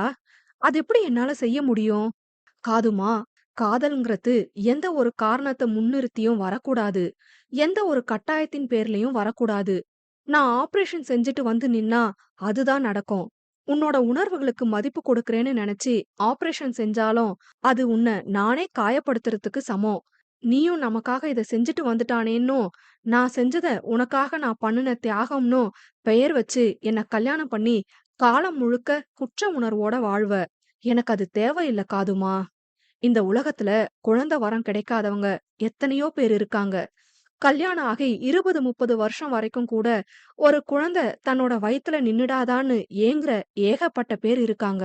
அதையெல்லாம் கொஞ்சம் நினைச்சு பாரு. முதல்ல கல்யாணம் பண்ணிப்போம். கொஞ்ச நாள் சந்தோஷமா இருப்போம். நம்மளோட முதல் குழந்தை உன் ஆசைப்படி தத்தெடுத்து வளர்ப்போம். அதுக்கே ரொம்ப நாள் ஆகும். ஃபார்மாலிட்டிஸ் நிறைய இருக்கு. அதுக்கப்புறம் உன் மனசு மாறுச்சுன்னா, நமக்கு அந்த வரம் கிடைக்கணும்னு இருந்தா பெத்துக்கலாம். தத்தெடுத்த குழந்தையையும், பெத்தெடுத்த குழந்தையையும் வேறுபாடு இல்லாம வளர்ப்போம். நம்ம கையில தானே இருக்கு அது. ஒருவேளை எவ்ளோ நாள் ஆனாலும் உன் முடிவுல மாற்றம் ஏற்படலனா, ஒண்ணும் பிரச்சனை இல்ல. அடுத்து ஒரு குழந்தைய தத்தெடுத்துப்போம். அவ்ளோதானே. இதுல என் வாழ்க்கை பாதிக்கப்பட இங்க என்ன இருக்கு? என் உயிர்ல இருந்து வந்து நீ பெத்தெடுத்தாதான் அது நம்ம குழந்தையா? தத்தெடுத்தாலும் அது நம்ம வாரிசுதான். எனக்கு நீ இல்லாத வாழ்க்கை வேணாம் காதுமா. என்ன இவன் ஏதோ பல வருஷம் லவ் பண்ணுன மாரி பேசுறானேன்னு உனக்கு தோணலாம். ஆனா உன்கிட்ட தோணுன இத்தன விஷயமும் எனக்கு யார்கிட்டயும் தோணுனது இல்ல. இனியும் தோணாது. உன்னோட முடிவு எதுக்கு நம்ம காதலுக்கு, வாழ்க்கைக்கு தடையா நினைக்கிற? அது வேற, இது வேற. ஒரு கணவனுக்கு கணவனா, தோழனுக்கு தோழனா, முக்கியமா தந்தைக்கு தந்தையாவும், தாய்க்கு தாயாவும் என்னால உன்ன கவனிச்சுக்க முடியும். வாழ்க்கையில ஒரு பாதி கஷ்டத்துல அனுபவிச்சவங்களுக்கு அடுத்த பாதி சொர்க்கம் மாரி அமையும்னு சொல்லுவாங்க. நம்ம வாழ்க்கை கண்டிப்பா சொர்க்கம் மாரி இருக்கும்னு எனக்கு நம்பிக்கை இருக்கு. கல்யாணம் பண்ணிக்கலாமா காதுமா? என்று வினவ, அவளோ அவனது காதலில் மெய்யாகவே உருகித்தான் போனாள். இப்படிப்பட்ட ஆத்மார்த்தமான காதல் கண்முன்னே தன்னுடைய பதில் வேண்டி நிற்க, வேண்டாமென மறுத்து கூற மனம் வருமா பெண்ணவளுக்கு? ஆறாத காயங்களை ஆற்றும் நம் நேசந்தனை, மாளாத சோகங்களை மாய்த்தீடும் மாயம்தனை, செய்யும் விந்தை காதலுக்கு கைவந்ததொரு கலைதானடி. உன்னை என்னை ஒற்றி ஒற்றி உயிர் செய்யும் மாயமும் அதுதானடி. அவன் கூறுவதும் சரிதான். அவனுடைய காதலை மட்டுமே பெரிதென கருதியிருந்தால், தியாகம் என்ற பெயரில் அறுவை சிகிச்சை மேற்கொள்ள யோசித்திருப்பான்தான். ஆனால் தன்னை விட தன்னுடைய மனநிலையைப் பற்றி இந்த அளவுக்கு யோசித்து செயல்படுபவனை தவறாக எண்ணிவிட்டோமே என்று மனது குறுகுறுத்தது. அவனது அன்பிலும் அக்கறையிலும் ஆத்மார்த்தமான அழைப்பிலும் உருகியவள் அவனை அணைத்திருந்தாள் காதலுடன். லவ் யூ வேந்தன், லவ் யூ லாட் என்று கேவலுடன் அவள் அணைத்திருக்க அவனும் அணைத்திருந்தான். எனக்காக எந்த அளவு நீங்க யோசிச்சிருக்கீங்க? உங்கள போய் சுயநலமா யோசிக்கிறீங்கன்னு தப்பா பேசிட்டேன். எனக்கு உங்க மேல நம்பிக்கை இருக்கு வேந்தன். என் வாய் தான் அன்னைக்கு உங்கள வேணாம்னு சொல்லிட்டு வந்துச்சு. ஆனா அத சொல்றதுக்குள்ள நான் எவ்ளோ பாடுபட்டேன் தெரியுமா? நீங்க கிடைக்க நான் கொடுத்து வச்சிருக்கணும். Literally I am sorry. Aadhini தான் என் மேல உள்ள அக்கறையிலயும், பதற்றத்திலயுமே தப்பா புரிஞ்சுட்டு வந்து சொல்லிட்டான்னு நெனைக்கிறேன். என்க அவள் முகத்தை நிமிர்த்தியவன், அதுவும் நல்லதுதானே. இல்லனா மேடம் இன்னைக்கு என்கிட்ட பேச வந்திருப்பீங்களா? என்க அவளோ இல்லையென தலையசைத்தாள். ஆனாலும் அவள் முகம் சோகமாகவே இருக்க, அவளை சகஜமாக்க எண்ணியவன், ஆக்சுவலி டாக்டர கன்சல்ட் பண்ண நினைச்சதுக்கு என்னோட சுயநலமும் காரணம்தான் என்று அவன் கூற, அவளோ என்னது என்றாள் பாவமாக. உதடு மடித்து சிரித்தவன், வேறென்ன, கல்யாணத்துக்கு அப்புறம் அடிக்கடி மெடிக்கல் ஷாப் போகிற வேலை மிச்சமாகும்னு தான் என்று கூறி கண்ணடிக்க, முதலில் புரியாமல் முழித்தவள், பிறகு அவன் நோக்கம் புரிந்து முகம் சிவந்தவள் அவன் கைகளை விலக்கி தலைகுனிந்து கொண்டாள். என்ன மேடம் வெக்கமா என்று கேட்டு அவன் சிரிக்க, அவளோ பூங்க வேந்தன் என்று சினுங்கியபடி அவனை அணைத்துக் கொள்ள, மனநிறைவோடு தன்னவளை அணைத்திருந்தான் சமர்வேந்தன். அப்பொழுது சற்று தூரம் தள்ளி ஒரு ஜோடி வந்து அமர, குரலும் பழக்கப்பட்ட குரல் போன்று தோன்ற, யாரென எட்டி பார்த்தான் சமர். வேறு யாரு, நம் மாதவனும் மாதவியும். ஹாய் மாதவண்ணா, நீங்க எங்க இங்க என்று சமர் குரல் கொடுக்க, மாதவனோ, டேய் தம்புடு, அத நான் கேட்கணும். நாங்க கல்யாணம் ஃபிக்ஸ் ஆன ஜோடிங்க, நீங்க எங்க இங்க என்க. மாதவியோ காதம்பரியை பார்த்துவிட்டு, என்னடா கிரீன் சிக்னல் கிடைச்சிருச்சு போல என்று கேட்க, அவனோ வெட்கப்பட்டான். அதனை கண்ட மாதவனோ, இப்பதான் மாது காலையில தூயவன் ஏன் அவ்வளோ கலாய்ச்சான்னு புரியுது. கருமம், ஒரு ஆம்பளை வெக்கப்படுறத இன்னொரு ஆம்பளை பார்க்கறது இருக்கிறதுலயே கொடுமை என்று கூற, அங்கே சிரிப்பலைகள்தான். காதலை பரிமாறிக்கொண்ட ஜோடியும் திருமணம் நிச்சயமான ஜோடியும் இங்கே காதலில் லயித்திருக்க, அங்கு திருமணமான ஜோடியின் முடிவு என்னவோ? அதிர்வு 46. தன் முன் வந்து அமர்ந்தவளிடம் எவ்வாறு பேச்சினை ஆரம்பிப்பது என்று தயங்கியவன், பிறகு இதழ் குவித்து பெருமூச்சொன்றினை வெளியிட்டு பேச வர, அதற்குள், எதுக்கு என்கிட்ட பொய் சொன்ன? பட்டென வெளிவந்தன வார்த்தைகள் ஆதினியிடமிருந்து. நமக்குள்ள செட் ஆகாது ஆதினி. ஏன்? ஏன்னா நான் என்று கூற வந்தவன் கூற முடியாமல் தவிக்க, மெதுவாக அவனை ஏறிட்டாள் ஆதினி. அவன் கண்கள் கலங்கியிருந்தது. அதனை பார்த்து மனம் இறங்கினாலும் விடாப்படியாக, ஏன்னு கேட்ட உன்கிட்ட என்று அழுத்தமாக மீண்டும் கேட்க, முயன்று கண்ணீரை உள்ளடக்கியவன் கூற வர, அதற்குள் அலமாரியின் மூடிய கதவின் இடுக்கில் மாட்டப்பட்டிருந்த உடை கண்ணில் பட்டது. ஐயோ, ட்ரெஸ் டோர்ல மாட்டிக்கிச்சு என்று நினைத்தபடி பார்த்தவனுக்கு அதனை ஒழுங்காக எடுத்துவிட்டு உடையை உள்ளே மடித்து வைக்க அவ்வளவு ஆர்வம். ஒரு நிமிஷம் என்றவன் அதனை சரி செய்ய போக, அவனின் கையை பற்றியவள், நான் உன்கிட்ட பேசிட்டு இருக்கேன் தூயவா, எங்கேயும் போக வேணாம், உட்காரு என்றாள். இருடி, ஒரு 1 செகண்ட் வந்துடுறேன் என்றவன் அவளின் கையை உருவ போக, அவளது பிடியோ விடாப்பிடியாக இருந்தது. போகாதன்னு சொன்ன, நான் எவ்வளவு சீரியஸா பேசிட்டு இருக்கேன், நீ என்ன செய்யற? கோபத்தை கிளறாம உட்காரு தூயவா என்று கடுங்கோபத்தில் இவள் பேச, அவனுக்கும் அங்கு கொஞ்சம் கொஞ்சமாக கோபம் ஏறியது. ஆதினி, கைய விடு. இந்த ரூமை விட்டு கூட நான் போகல. இதோ அந்த அலமாரி கிட்ட தான் போறேன். 1 செகண்ட் என்றான் அடக்கப்பட்ட கோபத்தோடு. ஆனாலும் ஆதினி அவன் கையை விட்ட பாடில்லை. அதெல்லாம் ஒண்ணும் நீ போக வேணாம் என்று அவள் கூறி முடிப்பதற்குள், ஏய் விட்ரி என்ற சிங்கத்தின் கர்ஜனை போன்று அந்த அறை முழுதும் ஒலித்தது அவனின் சத்தம். ஒரு கணம் ஆதினி அரண்டே விட்டாள்.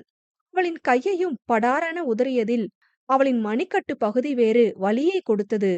அவளிடமிருந்து விடுபட்டவன் விறுவிறுவென சென்று அந்த அலமாரியை திறந்து மாட்டியிருந்த அந்த உடையை மடித்து உள்ளே வைத்து சரியாக அந்த அலமாரியை மூடிய பிறகுதான் அவன் நிதானமானான். நிதானித்து அவள் புறம் திரும்ப, அவளோ கலங்கிய கண்களுடன் தன் மணிக்கட்டை பற்றியபடி அவனையே பார்த்து கொண்டிருந்தாள். இப்பவோ அப்பவோ என விழ தயாராக காத்திருந்த கண்ணீர் துளி ஆதினி என்று அவன் அழைத்த அழைப்பில் உருண்டு ஓடியது. அவள் அழுவதை காண பொறுக்காதவன் வலி நிவாரணியை எடுத்து வந்து அவள் கைகளை பற்றி மருந்தினை தேய்த்தான். அவன் வாயிலிருந்து வார்த்தைகள் உடைந்து வர ஆரம்பித்தன. இதுக்கு தாண்டி சொல்றேன், நமக்குள்ள செட் ஆகாதுன்னு. இதுதான் என் பிரச்சனை, போதுமா? நான் ஒரு என்று அவன் கூறி முடிக்கும் முன்னரே அவள் இதழ்கள் உதிர்த்தன. ஓசிடி பர்சன் என்ற வார்த்தையை. அவள் கூறியதில் மருந்து தடவை கொண்டிருந்த அவன் கை தன் செயலை நிறுத்த, விழிவிரித்து அதிர்ந்தவன், உனக்கு எப்படி தெரியும் என்றான். நேத்துதான் தெரியும், டாக்டர் சொன்னாங்க என்றவள் அவர் கூறியதை கூறலானாள். மே கமின் டாக்டர் என்று கேட்டபடி உள்நுழைந்தாள் Aadhini. Yes please sit down என்றபடி தூயவனின் மூளையில் எடுத்த எம்ஆர்ஐ ஸ்கேன் ரிப்போர்ட்டை கையில் எடுத்தார் அந்த பெண் மருத்துவர். மிஸ்ஸஸ் ஆதினி ரைட் என்றபடி கேள்வியாக வினவ, அவளோ ஆமாம் என்றாள். அவளுக்கோ உள்ளுக்குள் படபடப்பு. அவனுக்கு ஏதேனும் பெரிய பாதிப்போ என்று. அவளின் படபடப்பை மேலும் அதிகரிக்கும்படி, உங்களுக்கு மேரேஜ் ஆகி எவ்வளவு நாள் ஆகுது என்று அவர் கேட்க, அவளோ நெற்றியில் பூத்த வியர்வையை துடைத்தபடி, ஜான்வரி 29 மேரேஜ் ஆச்சு, இன்னைக்கு பிப்ரவரி 13, ஆல்மோஸ்ட் 2 வீக்ஸ் ஆகுது டாக்டர் என்றிட, அவரோ ரியலி நியூலி மேரிடா, ஓகே ஓகே என்றிட, அதற்கு மேல் பொறுக்க முடியாதவள், டாக்டர் கன் ஷாட்னால எதுவும் சீரியஸ் இஷ்யூவா, ப்ளீஸ் எதுனால சீக்கிரம் சொல்லுங்க என்றிட, அவளின் தீவிரத்தை கண்டவர், ரிலாக்ஸ் மிஸ்ஸஸ் ஆதினி. நீங்க நினைக்கிற அளவுக்கு பெரிய பிரச்சனையெல்லாம் இல்ல. Nothing to worry. என்ற பிறகுதான் மூச்சே வந்தது ஆதினிக்கு. Actually I need some clarification about him. இப்ப நான் கேட்க போற கேள்விகளுக்கு just say yes or no, okay என்றிட யோசனையுடன் சரி என்றாள் ஆதினி. எல்லா விஷயத்திலையும் நேர்த்தியை எதிர்பார்ப்பாரா என்று கேட்கவும் அடிக்கடி அவன் அலமாரியை அடுக்கி நேர்த்தியாக வைப்பது நினைவிற்கு வர ஆமா டாக்டர் என்றாள். அடிக்கடி கை கழுவுறது ஆர் குளிக்கிறது எனவும் சற்று முன்பு கூட குளித்தே ஆக வேண்டும் என்று நின்றது நினைவுக்கு வர சம்டைம்ஸ் என்றாள். சிலிண்டர் ஆஃப் பண்ணோமா, சுவிட்ச் எல்லாம் ஆஃப் பண்ணோமா இப்படிங்கிற மாதிரியான சந்தேகம் எனவும் எஸ் டாக்டர் அடிக்கடி என்றால் வேகமாக தலையசைத்தபடி. Okay, if you don't mind, may I know the level of sex between you guys என்று கேட்க அதில் சற்று தயங்கியவள் நோ டாக்டர் என்றிட அவரோ என்ன சொல்றீங்க ஆதினி, 2 வீக்ஸ்ல 1 டைம் கூட ட்ரை பண்ணதில்லையா? காரணம் அவர்தான என்று வினவ இல்ல இல்ல டாக்டர், ஆக்சுவலி ஒரு இக்கட்டான சூழ்நிலையில தான் எங்களுக்கு கல்யாணம் ஆச்சு. எங்களுக்கு ஒருத்தருக்கு ஒருத்தர் மனஸ்தாபம் வேற இருந்துச்சு, அதனாலதான் என்று கூற அவரோ ஓ ஓகே, இப்பவும் அதெல்லாம் அப்படியே தான் இருக்கா? இல்ல doctor, in past 5 days we are trying to understand each other but என்று இழுக்க அவரோ இங்க பாருங்கம்மா, நான் டாக்டர், நீங்க எதுவா இருந்தாலும் தயங்காம தெளிவா சொன்னாதான் எங்களால டயக்னைஸ் பண்ண முடியும் என்று கூற ஆதினியோ எஸ் டாக்டர், நாங்க ட்ரை பண்ணணும்னு நினைச்சு எதுவும் இதுவரை பண்ணல. பட் ஒரு 2 டைம்ஸ் எங்கள அறியாம க்ளோஸ் ஆகிற வாய்ப்பு கிடைச்சது. கிஸ் பண்ற லெவலுக்கு போனோம். பட் திடீர்னு அவன் விலகிட்டான். அவனுக்கும் ஆசையெல்லாம் இருக்கு. அத என்னால உணர முடிஞ்சுது. ஆனா ஏன் விலகுனான்னு எனக்கு சுத்தமா கெஸ் பண்ண முடியல. ஃபர்ஸ்ட் டைம் கூட சரி ஏதோன்னு விட்டுட்டேன். Second time he only initiated that. But அப்பவும் அவன் விலகி போனான் என்றிட மருத்துவரோ எஸ், இத பத்தி தான் தெரிஞ்சுக்க நினைச்சேன் என்க. என்னாச்சு டாக்டர், எப்படி அவனோட பிஹேவியரை எல்லாம் கரெக்டா சொல்றீங்க என்று கேட்க மருத்துவரோ எஸ், இதெல்லாம் சிம்டம்ஸ் என்க. சிம்டம்ஸா, என்ன symptoms? Actually suffering from OCD என்றிட ஓசிடி என்று புரியாமல் நோக்கினாள். Yes, obsessive compulsive disorder. இது ஒரு மனநோய். அதாவது ஒரு குறிப்பிட்ட செயலியோ குறிப்பிட்ட எண்ணங்களையோ தேவையில்லாத பயத்தையோ அவங்க மூளை யோசிக்க வச்சு இத செய் அப்பதான் இது நடக்காது அப்படிங்கிற மாதிரியான கட்டளையை விதிக்கும். அந்த நேரத்துல அத அவங்க செஞ்சே ஆகணும். செய்யாம இருந்தா செய்ன்னு நச்சரிக்கும். கோபம் அதிகமாகும், ஸ்ட்ரெஸ் ஆகும். அப்படி அதை செஞ்சு முடிச்சாதான் அவங்க மனசு அமைதியாவே ஆகும். ஃபார் எக்ஸாம்பிள், இப்ப அலமாரில துணி ஒழுங்கா அடுக்காம இருந்தத பார்த்தா அத உடனே போய் நீட்டா அரேஞ்ச் பண்ணிடணும்னு தோணிட்டே இருக்கும் என்று கூறவும் ஆதினி திருமணமான அன்றும் சென்னை வந்து இறங்கிய அன்றும் அவளுடைய அலமாரியையும் சேர்த்து அவனே அடுக்கி வைத்தது நினைவிற்கு வந்தது. இதே மாதிரிதான் ஸ்விட்ச் விஷயத்திலையும் அவங்க கரெக்டா தான் ஆஃப் பண்ணிருப்பாங்க. ஆனாலும் அவங்களுக்குள்ள சந்தேகம் உருவாகும். நீ ஒழுங்கா ஆஃப் பண்ணியா, பண்ணலையா, பண்ணலனா இப்போ தீ பிடிச்சு எரிஞ்சிரும். இப்படியான பயத்தை அவங்களுக்குள்ள உருவாக்கி உடனே அதை செக் பண்ண சொல்லும். அடிக்கடி ஹேண்ட் வாஷ் பண்ணுவாங்க, அதிக நேரம் குளிப்பாங்க, கிஸ் ஆர் செக்ஸ் பண்ண ரொம்ப எசிடேட் ஆவாங்க. இது எல்லாமே கண்டாமினேஷன் ஃபியர். பாக்டீரியா இருக்குமோ, அதுவும் அவங்கள விட கூட இருக்கிறவங்கள பாதிச்சிருமோ அல்லது அவங்கள காயப்படுத்திருமோ இப்படியான பயங்கள். சொல்லப்போனா அவங்களுக்கும் ஃபீலிங்ஸ் எல்லாம் நார்மலா வரும். நீங்க சொன்ன மாதிரி அவரே ஆசைப்பட்டு தான் இனிஷியேட் பண்ணிருக்காரு. பட் திடீர்னு இப்ப கிஸ் பண்ணும்போது சலைவா வழியா பாக்டீரியா அஃபெக்ட் ஆகிருமோ, இல்லனா நம்மளையே அறியாம ஆர்ஷா நடந்து போமோ அப்படின்னு தோணுனதுனால தான் அவரால கண்டினியூ பண்ண முடியல என்று தெளிவாக விளக்க கேட்க கேட்க ஆதினிக்கு புதிதாக இருந்தது. டாக்டர், இத பத்தி எல்லாம் இப்பதான் நான் கேள்வியே படுறேன். இது எதுவும் பெரிய இஷ்யூவா டாக்டர்? இதனால எங்க லைஃப் எதுவும் பாதிக்கப்படுமா என்று கேட்க அவரோ ரொம்ப பெரிய ப்ராப்ளம்னு சொல்ல முடியாது. ஆனா அவருதான் இதனால மென்டலி ரொம்ப பாதிக்கப்படுவாரு. ஸ்கேன் ரிப்போர்ட்ல நார்மலா இருக்கிறவங்க பிரெயினுக்கும் இவரோட பிரெயினுக்கும் சின்னதா சேஞ்சஸ் தெரிஞ்சுது. இதுவா இருக்கலாமோங்கிற டவுட்ல தான் கேட்டேன். I think is in early stage என்றிட கியூர் பண்ணிடலாம் தானே டாக்டர் என்று நம்பிக்கையாய் அவள் கேட்க ஆக்சுவலி ஓசிடி கியூர் பண்ண முடியாத ஒண்ணுதான். ஆனா நம்மளால அதை கண்ட்ரோல் பண்ண முடியும். ஒரு எஃபெக்டிவ் ட்ரீட்மெண்ட் இருக்கு. ERP, exposure and response prevention. அதாவது அவர் எதை நினைச்சு எல்லாம் அப்சஸ் ஆகுறாரோ அதெல்லாம் அனலைஸ் பண்ணி அத அடிக்கடி அவருக்கு உருவாக்கி அதுக்கு அவர் ரெஸ்பான்ஸ் பண்றத டிலே பண்ணியோ இல்லனா செய்யாம தடுத்து பாக்குறது. முதல்ல ரொம்ப கஷ்டமா இருக்கும். ஆனா கொஞ்சம் ஹார்ட் ஒர்க் பண்ணி பிராக்டிஸ் பண்ண பண்ண அது அவருக்கு பழகிடும். இத அவர் எந்த அளவுக்கு ஹோப்போட ட்ரை பண்றாரோ அந்த அளவுக்கு நல்ல ரிசல்ட் கிடைக்கும். 2 மந்த்ஸ்க்குள்ள அவர் இதுக்கெல்லாம் பழக்கப்படக்கூட வாய்ப்பு இருக்கு. ஒரு சிம்டம்ஸ் ரெடியூஸ் ஆக ஆரம்பிச்சாலே மத்ததும் கொஞ்சம் கொஞ்சமா ரெடியூஸ் ஆகிரும். நீங்க அவர்கிட்ட இதையெல்லாம் பொறுமையா எடுத்து சொல்லி கன்சல்ட் பண்ண என்கிட்ட வாங்க. நான் சைக்காட்ரிஸ்ட சஜஸ்ட் பண்றேன் என்று கூற, ஓகே டாக்டர் என்றபடி யோசனையுடன் கிளம்பினாள்.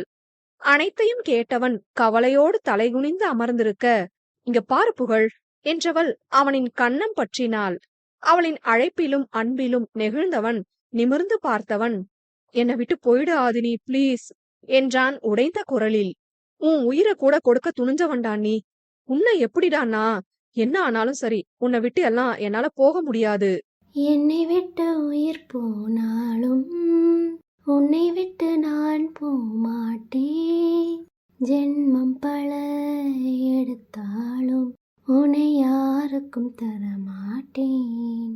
சொன்னா புரிஞ்சுக்கோடி என்றவன் விழிகளால் கெஞ்ச, எந்த அளவுக்கு அவன் மனதில் குற்ற உணர்வு இருக்கிறது என்று ஆதினியால் புரிந்து கொள்ள முடிந்தது. இதெல்லாம் ஒரு பிரச்சனையே இல்லடா, நம்மளால கண்டிப்பா இத ஓவர் கம் பண்ணி வந்துட முடியும். உனக்கு சப்போர்ட்டா நான் இருக்கேன். என்னை எதிர்த்து பேசிட்டு திமிரா இருந்த தூயவன் தான் எனக்கு பிடிச்சிருக்கு. இப்படி சின்ன விஷயத்துக்கு மனசு உடைஞ்சு அழுகிற தூயவன் நல்லாவே இல்ல. நீ இல்லாம நான் இல்லடா என்று கலங்கிய கண்களை துடைத்தபடி சிறு குழந்தைக்கு கூறுவது போல அன்பாக கூறினாள். நீ இல்லா நேரம் அது நிலவே இல்லா வானமே, இரண்டும் இரண்டு போம் சிறு வெளிச்சம் தேடியோடுமே. அவனோ, இல்லடி எனக்கு பயமா இருக்கு. இப்பவே என் மனசு எப்போதுமே உன்னையே தேடுற அளவுக்கு ஆயிடுச்சு. மனசுக்குள்ள எவ்ளோ காதல் வச்சிருக்கேன் தெரியுமா? அவ்ளோ ஆசை. பொண்டாட்டிங்கிற உரிமை வேற அப்பப்போ என்ன உன்கிட்ட நெருங்க சொல்லும். உனக்கும் அதெல்லாம் விருப்பம் தான்னு எனக்கு நல்லாவே தெரியும். உன் கண்ல தெரியற எனக்கான ஃபீலிங்ஸ நிறைய தடவை நோட் பண்ணியிருக்கேன். அந்த தைரியத்துல தான் நேத்து கூட கிஸ் பண்ண நெருங்குனேன். ஆனா என்றவனுக்கு அதற்கு மேல் பேச்சு வரவில்லை. கண்களில் கண்ணீர் வழிந்தது. புகழ் புகழ் ப்ளீஸ் அழாதடா, உன்னால முடியும் கண்டிப்பா. எனக்காக நேத்து. இல்லடி என்னால முடியாது. உன்னையும் வேற நான் காயப்படுத்துறேன். எவ்ளோ எதிர்பார்ப்பு உன்கிட்ட இருந்திருக்கும். நீ நேத்து எந்த அளவுக்கு காயப்பட்டன்னு எனக்கு நல்லா தெரியும். நாம ஒன்னா இருந்தா இதுதாண்டி நடக்கும். சொன்னா கேளு. நான் உனக்கு வேணாம். கல்யாணத்துக்கு முன்னாடியே தெரிஞ்சிருந்தா கண்டிப்பா கல்யாணம் பண்ணிருக்க மாட்டேன். ஆனா எனக்கு அதுக்கப்புறம் தான் என் மேல சந்தேகமே வந்துச்சு. இன்டர்நெட்ல ப்ரௌஸ் பண்ணி தான் தெரிஞ்சுக்கிட்டேன். என்க நாம பிரிஞ்சா மட்டும் நான் நிம்மதியா இருந்துருவேனா? ஏண்டா கேவலம் இதுக்கெல்லாம் பிரிஞ்சு போற அளவுக்கு நான் மோசமானவளாடா? என் கேரக்டர் அவ்ளோ சீப்பாவா நினைச்சிருக்க? இல்லடி நீ நல்லவ. ஆரம்பத்துல இருந்தே என்னால நீ அனுபவிச்சது கஷ்டம் மட்டும்தானே. அப்போ உன்னை சரியா புரிஞ்சுக்காம காயப்படுத்தின. இப்போ என்னையே அறியாம உன்னை காயப்படுத்துறேன். நீ சந்தோஷமா வாழ வேண்டிய பொண்ணு. உன் வாழ்க்கைய நான் கெடுக்க விரும்பலடி ப்ளீஸ் என்னை விட்டு போயிடு என்க பொறுமையை இழந்தவள், தயவு செஞ்சு வாய மூடுறியா? போயிடு போயிடுனா எங்கடா போவேன்? உன்னதானடா 2 மாசமா காதலிக்கிறேன். அப்புறம் எப்படி போவேன் என்று கண்கள் கலங்க கேட்க, அவனோ 2 மாசமா காதலிச்சியா? என்னடி சொல்ற? அதிர்ந்து கேட்டான். ஆமா, உன்னை என்னைக்கு பார்த்து தொலைச்சேனோ அன்னையில இருந்தே என் மனசுல நீ இருக்க, போதுமா என்றவள் விறுவிறுவென்று சென்று அலமாரியை திறந்து அன்று பேருந்தில் எடுத்த செல்ஃபி புகைப்படத்தின் பிரிண்டை காண்பித்தாள். இதோ இதை எதுக்கு பிரிண்ட் போட்டேன், எதுக்கு தினமும் எடுத்து பார்த்துட்டே இருந்தேன். இப்படி எதுவுமே எனக்கு தெரியாது. ஆனா செஞ்சேன். பஸ்ல உனக்கு போர்த்தி விட்ட போர்வைய கட்டி பிடிச்சு எத்தனை நாள் தூங்கி இருக்கேன் தெரியுமா? காரணமே இல்லாம நீ என்ன அவாய்ட் பண்ணும் போதெல்லாம் வலிக்கும். உண்மை தெரிஞ்ச அப்புறம் நீ வந்து சாரி கேட்டியே, அதுக்கப்புறம்ல இருந்துதான் எனக்கு அவ்ளோ சந்தோஷம். உன் மனசுலயும் எனக்காக காதல் கொஞ்சமா இருக்குன்னு போக போக தெரிஞ்சுக்கிட்டேன். என் லவ்வ சொல்லி நம்ம லைஃப ஸ்டார்ட் பண்ணலாம்னு நினைச்சிட்டு இருந்த நேரம்தான் அந்த சதாசிவம் பிரச்சனை பண்ணுனான். அடுத்து கன்ஷாட், இப்போ இது என்றிட அவள் எவ்வளவு நொந்து இருக்கிறாள் என்று தூயவனுக்கு புரிந்தது. இவ்ளோ லவ்வ உன் மேல வச்சுட்டு எப்படிடா போவான் உன்னை விட்டு? அதுலயும் கொஞ்ச நாள் முன்னாடி நீ மித்ராவை லவ் பண்றியோன்னு வேற எனக்கு கவலை என்றிட அதில் புருவம் சுருக்கியவன், எதுக்குடி கவலை? நீதான் மித்ரான்னு உனக்கே தெரியும் தானே? எனக்கு தெரியும் தான். உயிரோட உன் முன்னாடி உன் பொண்டாட்டியா நிக்கிற என்னதான் உனக்கு பிடிக்கணும். எங்கேயோ கேக்குற குரல நீ காதலிக்க கூடாதுன்னு எனக்கு ஆசை. கருமம், என் குரலா இருந்தா கூட பரவாயில்ல, அதுவே ஏஐல எடிட் பண்ணுன வாய்ஸ் என்க. தூயவனோ, என்னடி சொல்ற? அதத்தான் இத்தனை நாளா கேட்டு சிம் பண்ணிட்டு இருந்தனா என்க. ஆமா, ஆனா ஒண்ணு, நான் மித்ரான்னு உனக்கு தெரியறதுக்கு முன்னாடியே உன்னோட விருப்பத்தை என்கிட்ட நீ வெளிப்படுத்தணும்னு நினைச்சேன். நல்ல வேளை அதே மாதிரி நடந்துச்சு என்று மகிழ்வாய் கூறியவளை நினைத்து ஆச்சரியமாக இருந்தது. இவளது இத்தனை காதலுக்கு தான் தகுதியானவனா என்ற கேள்வி வேறு மனதை அரித்தது. அவள் காதலை பற்றி அறியாமல் இருந்திருந்தாலே அவளை பிரிவது கடினம் என்ற நிலையில்தான் தூயவன் இருந்தான். இப்பொழுது அவள் மூலமாகவே இத்தனை காதலை அறிந்த பின்பு அவனால் பிரிந்திருக்க கூடுமோ? பிரியவும் மனமில்லாமல், சேர்ந்திருந்து அவளை காயப்படுத்தவும் மனமில்லாமல் இருதலை கொல்லியாய் தவித்தான். அவனின் தவிப்பை உணர்ந்தவள், இங்க பாரு புகழ், பிரியறத பத்தி எல்லாம் யோசிக்காத. நம்ம அப்பா அம்மா பத்தி எல்லாம் நினைச்சு பாத்தியா கொஞ்சமாச்சும்? ஆக்சுவலி நானாச்சும் உன் மேல இருந்த ஃபீலிங்ல கல்யாணம் பண்ண ஒத்துக்கிட்டேன். ஆனா நீ உன் பாட்டிக்காக மாமாக்காக தானே ஒத்துக்கிட்ட. இப்ப நாம பிரிஞ்சா உன் வீட்லதான் நிம்மதியா இருப்பாங்களா, இல்ல என் வீட்லதான் சந்தோஷப்படுவாங்களா? கொஞ்சம் யோசிடா. நம்மளால நார்மல் லைஃப் லீட் பண்ண முடியாதுன்னு ஏன் நினைக்கிற? மத்தவங்க மாதிரி உடனே எதுவும் முடியலனாலும் வெயிட் பண்ணியாச்சும் எல்லாம் ஸ்டார்ட் பண்ணலாம். இப்ப என்ன அவசரம் என்று பொறுமையாக எடுத்து கூற, அனைத்தும் அவனுக்கு புரிந்தாலும் அவளின் வாழ்வு தன்னால் வீணாகிவிடுமோ என்ற பயம் இருக்கவே செய்தது. ஆனால் என்ன ஆனாலும் இவள் தன்னை விட்டு பிரிய மாட்டாள் என்று மட்டும் ஆணித்தரமாக புரிந்தது தூயவனுக்கு. டேய், நானும் எவ்வளவு பொறுமையா சொல்லிட்டு இருக்கேன். இங்க பாரு, நீ என்ன பிரிஞ்சா மட்டும் உடனே வேற கல்யாணம் பண்ணிப்பேன்னு நினைக்கிறியா? வாய்ப்பே இல்ல. உன் கூட வாழ்ந்த இந்த 2 வாரம் போதும், இத நினைச்சிட்டே கூட என்னால இருக்க முடியும் என்று தீர்க்கமாக கூற, அவனோ, நாம எங்க இந்த 2 வாரம் வாழவா செஞ்சோம்? அதிலேயும் முக்காவாசி நாள் உன்னை திட்டதான் செஞ்சிருக்கேன் என்றான் சோர்வாய். ஆமாந்தா, ஆனா எனக்கு அது பிடிச்சிருக்கே. சொல்லப்போனா நீ ஏன்டா இப்படி மாறுன? பழையபடி சிடுமூஞ்சியாவே இரேன், அதுதான் எனக்கு பிடிச்சிருக்கு என்க. அடி பாவி, ஒரு மனுஷன் நல்லவனா மாறினா கூட குத்தமா என்க. அவளோ சிரித்தாள். சரிடா, இன்னொரு தடவை நீ பிரியறத பத்தி பேசக்கூடாது என்ன? உனக்கு என் மேல காதல் இருந்தும் அத ப்ரூவ் பண்ண முடியலனா உனக்கு நடக்க போற ட்ரீட்மெண்ட் மூலமா காட்டு. எந்த அளவுக்கு நீ இது எல்லாம் சரியாகணும்னு மெனக்கெட்றியோ அது வழியா உன் காதல நான் பாப்பேன். புதுவிதமா காதல் செய்வோமே என்றவள் அவனின் நெற்றியில் இதழ் பதித்தாள். அந்த நேரம் அதனை அவன் இன்பமாய் அனுபவித்தாலும் அவள் விலகியதும் அவனது கைகள் தானாக நெற்றியை துடைத்து கொண்டன. அதில் போலியாக அவள் முறைக்க, அவனோ பாவமாக உதட்டை பிதுக்கினான். அதில் அவள் சிரிக்க, அவன் கண்களோ வளைந்த அவளின் இதழ்களை தொட்டு மீள. உணர்வுகளை அடக்க அரும்பாடு பட்டவன் தன் பின்னங்கழுத்தை தன் கைகளால் அழுந்த தேய்த்து கொண்டு தன்னை சமன்படுத்தினான். அதனை கண்டு கொண்ட ஆதினி என்னவென்று கேட்க, அவனோ ஒன்றுமில்லை என்றான். என்னன்னு சொல்லுடா. இப்ப கூட உன்னை டீப்பா லிப்லாக் பண்ண தோணுது. நானும் கிட்ட வருவேன், நீயும் ஃபீல் பண்ணி வருவ. ஆனா நான் பாக்டீரியா கண்டாமினேஷன் பயந்து விலகிருவேன் என்று வருந்தி கூறுபவனை பார்த்தவளுக்கு பாவமாக இருந்தது. கூடவே அந்த பாவமான முகத்தை முத்த மழையில் நனைக்கும் அளவுக்கு ஆசை வந்தது. பிறகு எதையோ சிந்தித்தவள், ஒரு நிமிஷம் இரு வரேன் என்றபடி எழும்ப, அவனும் வருவாள் என்று நினைத்தபடி அலைபேசியை எடுக்க போக, செல்ல எத்தனித்தவள் சட்டென திரும்பி அவன் எதிர்பாராத சமயம் அவன் இதழ் மேல் தன் இதழை பொருத்த, முதலில் அதிர்ந்தவன் பிறகு சில நொடிகளுக்கு அந்த தருணத்தை ரசித்தான். அதற்குள் அவனது ஓசிடி மூளை வேலையை காட்ட, அவள் இதழிலிருந்து விடுபட முயல, அவன் முயற்சி அறிந்தவள் அவனை விடுவித்தாள். விட்டதும் ஓடி சென்று தனது வாயை தண்ணீர் கொண்டு கொப்பளித்தான். அதனை பார்க்க லேசாக மனது வலித்தாலும் முயன்று வெளியே சிரிப்பை வரவழைத்தாள். அவளை விட அவனுக்குத்தான் மிகவும் ரணமாக இருந்தது. தனது இந்த செயல் அவளை காயப்படுத்தும் என்று அறிந்தும் செய்கிறானே, பாவம், அவனும் என்ன செய்வான்? குளியல் அறையிலிருந்து வந்ததும் அவளை வந்து இறுக்கமாக அணைத்து கொண்டான்.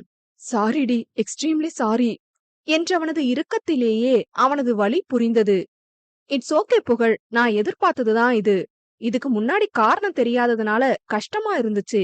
இப்ப அப்படி இல்ல. சரி, அதை விடு.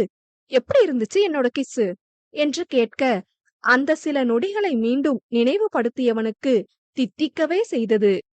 உனக்கு கிஸ் அடிக்கவே தெரியலடி என்று உதடு மடித்து சிரித்தபடி கூற, என்னடா சொல்ற, நிஜமாவா என்க, ஆமா, நீ நெக்ஸ்ட் டைம் நல்லா பண்ணு, அப்புறம் பாப்போம் என்று கூற, அவன் நிஜமாகத்தான் கூறுகிறானோ என்று நினைத்து சரி என்று தலையசைக்க, அவள் பாவனையில் அவனுக்கு சிரிப்பு வர சத்தமாக சிரித்து விட்டான். யூ கல்பிரிட் என்றவள் அவனை குத்த போக, ஏ இந்த கையில குத்துடி, அங்க காயம் இருக்கு என்றிட போலியாக முறைத்தபடி பார்த்தாள். அவளை தன் மறுக்கையால் இடைவளைத்து தன் அருகே இழுத்தவன், தேங்க்ஸ் டி, என்னோட பயத்தினால கிஸ் எக்ஸ்பீரியன்ஸ் கூட இல்லாம போயிடுமோன்னு பயந்தேன். கொஞ்சம் செகண்டா இருந்தாலும் நல்லா இருந்துச்சு. இதுதான் மருத்துவ முத்தமோ என்று ரசனையாக கேட்க, அதில் முகம் சிவந்தவள், போடா என்றபடி செல்ல எத்தனிக்க அவளை அவன் விட்டால்தானே. ஆதினி, ஒரு கண்டிஷன் போட்டுக்கலாமா என்று அவன் கேட்க, அவன் குரலில் இருந்த தீவிரத்தை உணர்ந்தவள் அவன் புறம் திரும்பி, என்ன புகழ் என்றாள். தன் ஒரு கையால் அவளது கன்னம் தாங்கியவன், ட்ரீட்மெண்ட் 2 monthsன்னு சொன்னாங்கதானே, 2 months ஆகியும் சரியாகலனா நம்ம கல்யாணம் நடக்காது. நீயும் எதுவும் சொல்லாம பிரிஞ்சு வேற கல்யாணம் செஞ்சுக்கணும், சரியா? இதுக்கு ஓகேன்னு சொன்னாதான் ட்ரீட்மெண்ட்டுக்கு சம்மதிப்பேன் என்றிட அவள் கண்கள் கலங்கியது. அவனது கண்களும் தான். பின்பு என்ன நினைத்தாலோ தன் கண்களை அழுந்த துடைத்தவள், சரிடா, 2 months ட்ரீட்மெண்ட் எடுத்தோம், சரியாகாம இருந்தா தானே பிரியணும். சரி, நான் ஒத்துக்கிறேன், எனக்கு நம்பிக்கை இருக்கு, கண்டிப்பா உன்னால இதுல இருந்து வெளியே வர முடியும் என்று திடமாக கூற, அவனும் எஸ், இது போதும், கண்டிப்பா என்னால முடிஞ்ச பெஸ்ட கொடுத்து நான் ட்ரை பண்ணுவேன் ட்ரீட்மெண்ட்டுக்கு, ஒருவேளை என்று அடுத்து அவன் கூற வர, அவனது இதழ்களை தன் கையால் மூடியவள், முடியும் என்று கூறி இறுக அணைத்து கொண்டாள். அவனது விழிநீர் அவளின் தோள்பட்டையை நனைத்தது. வெளியோரம் வழியும் கண்ணீருக்கு வழிகள் 1000, அந்த வழிகளை துடைக்க பிறந்தவன் ஆண்ட, நம்புடா நீயும், உன நம்புறேன் நானும்.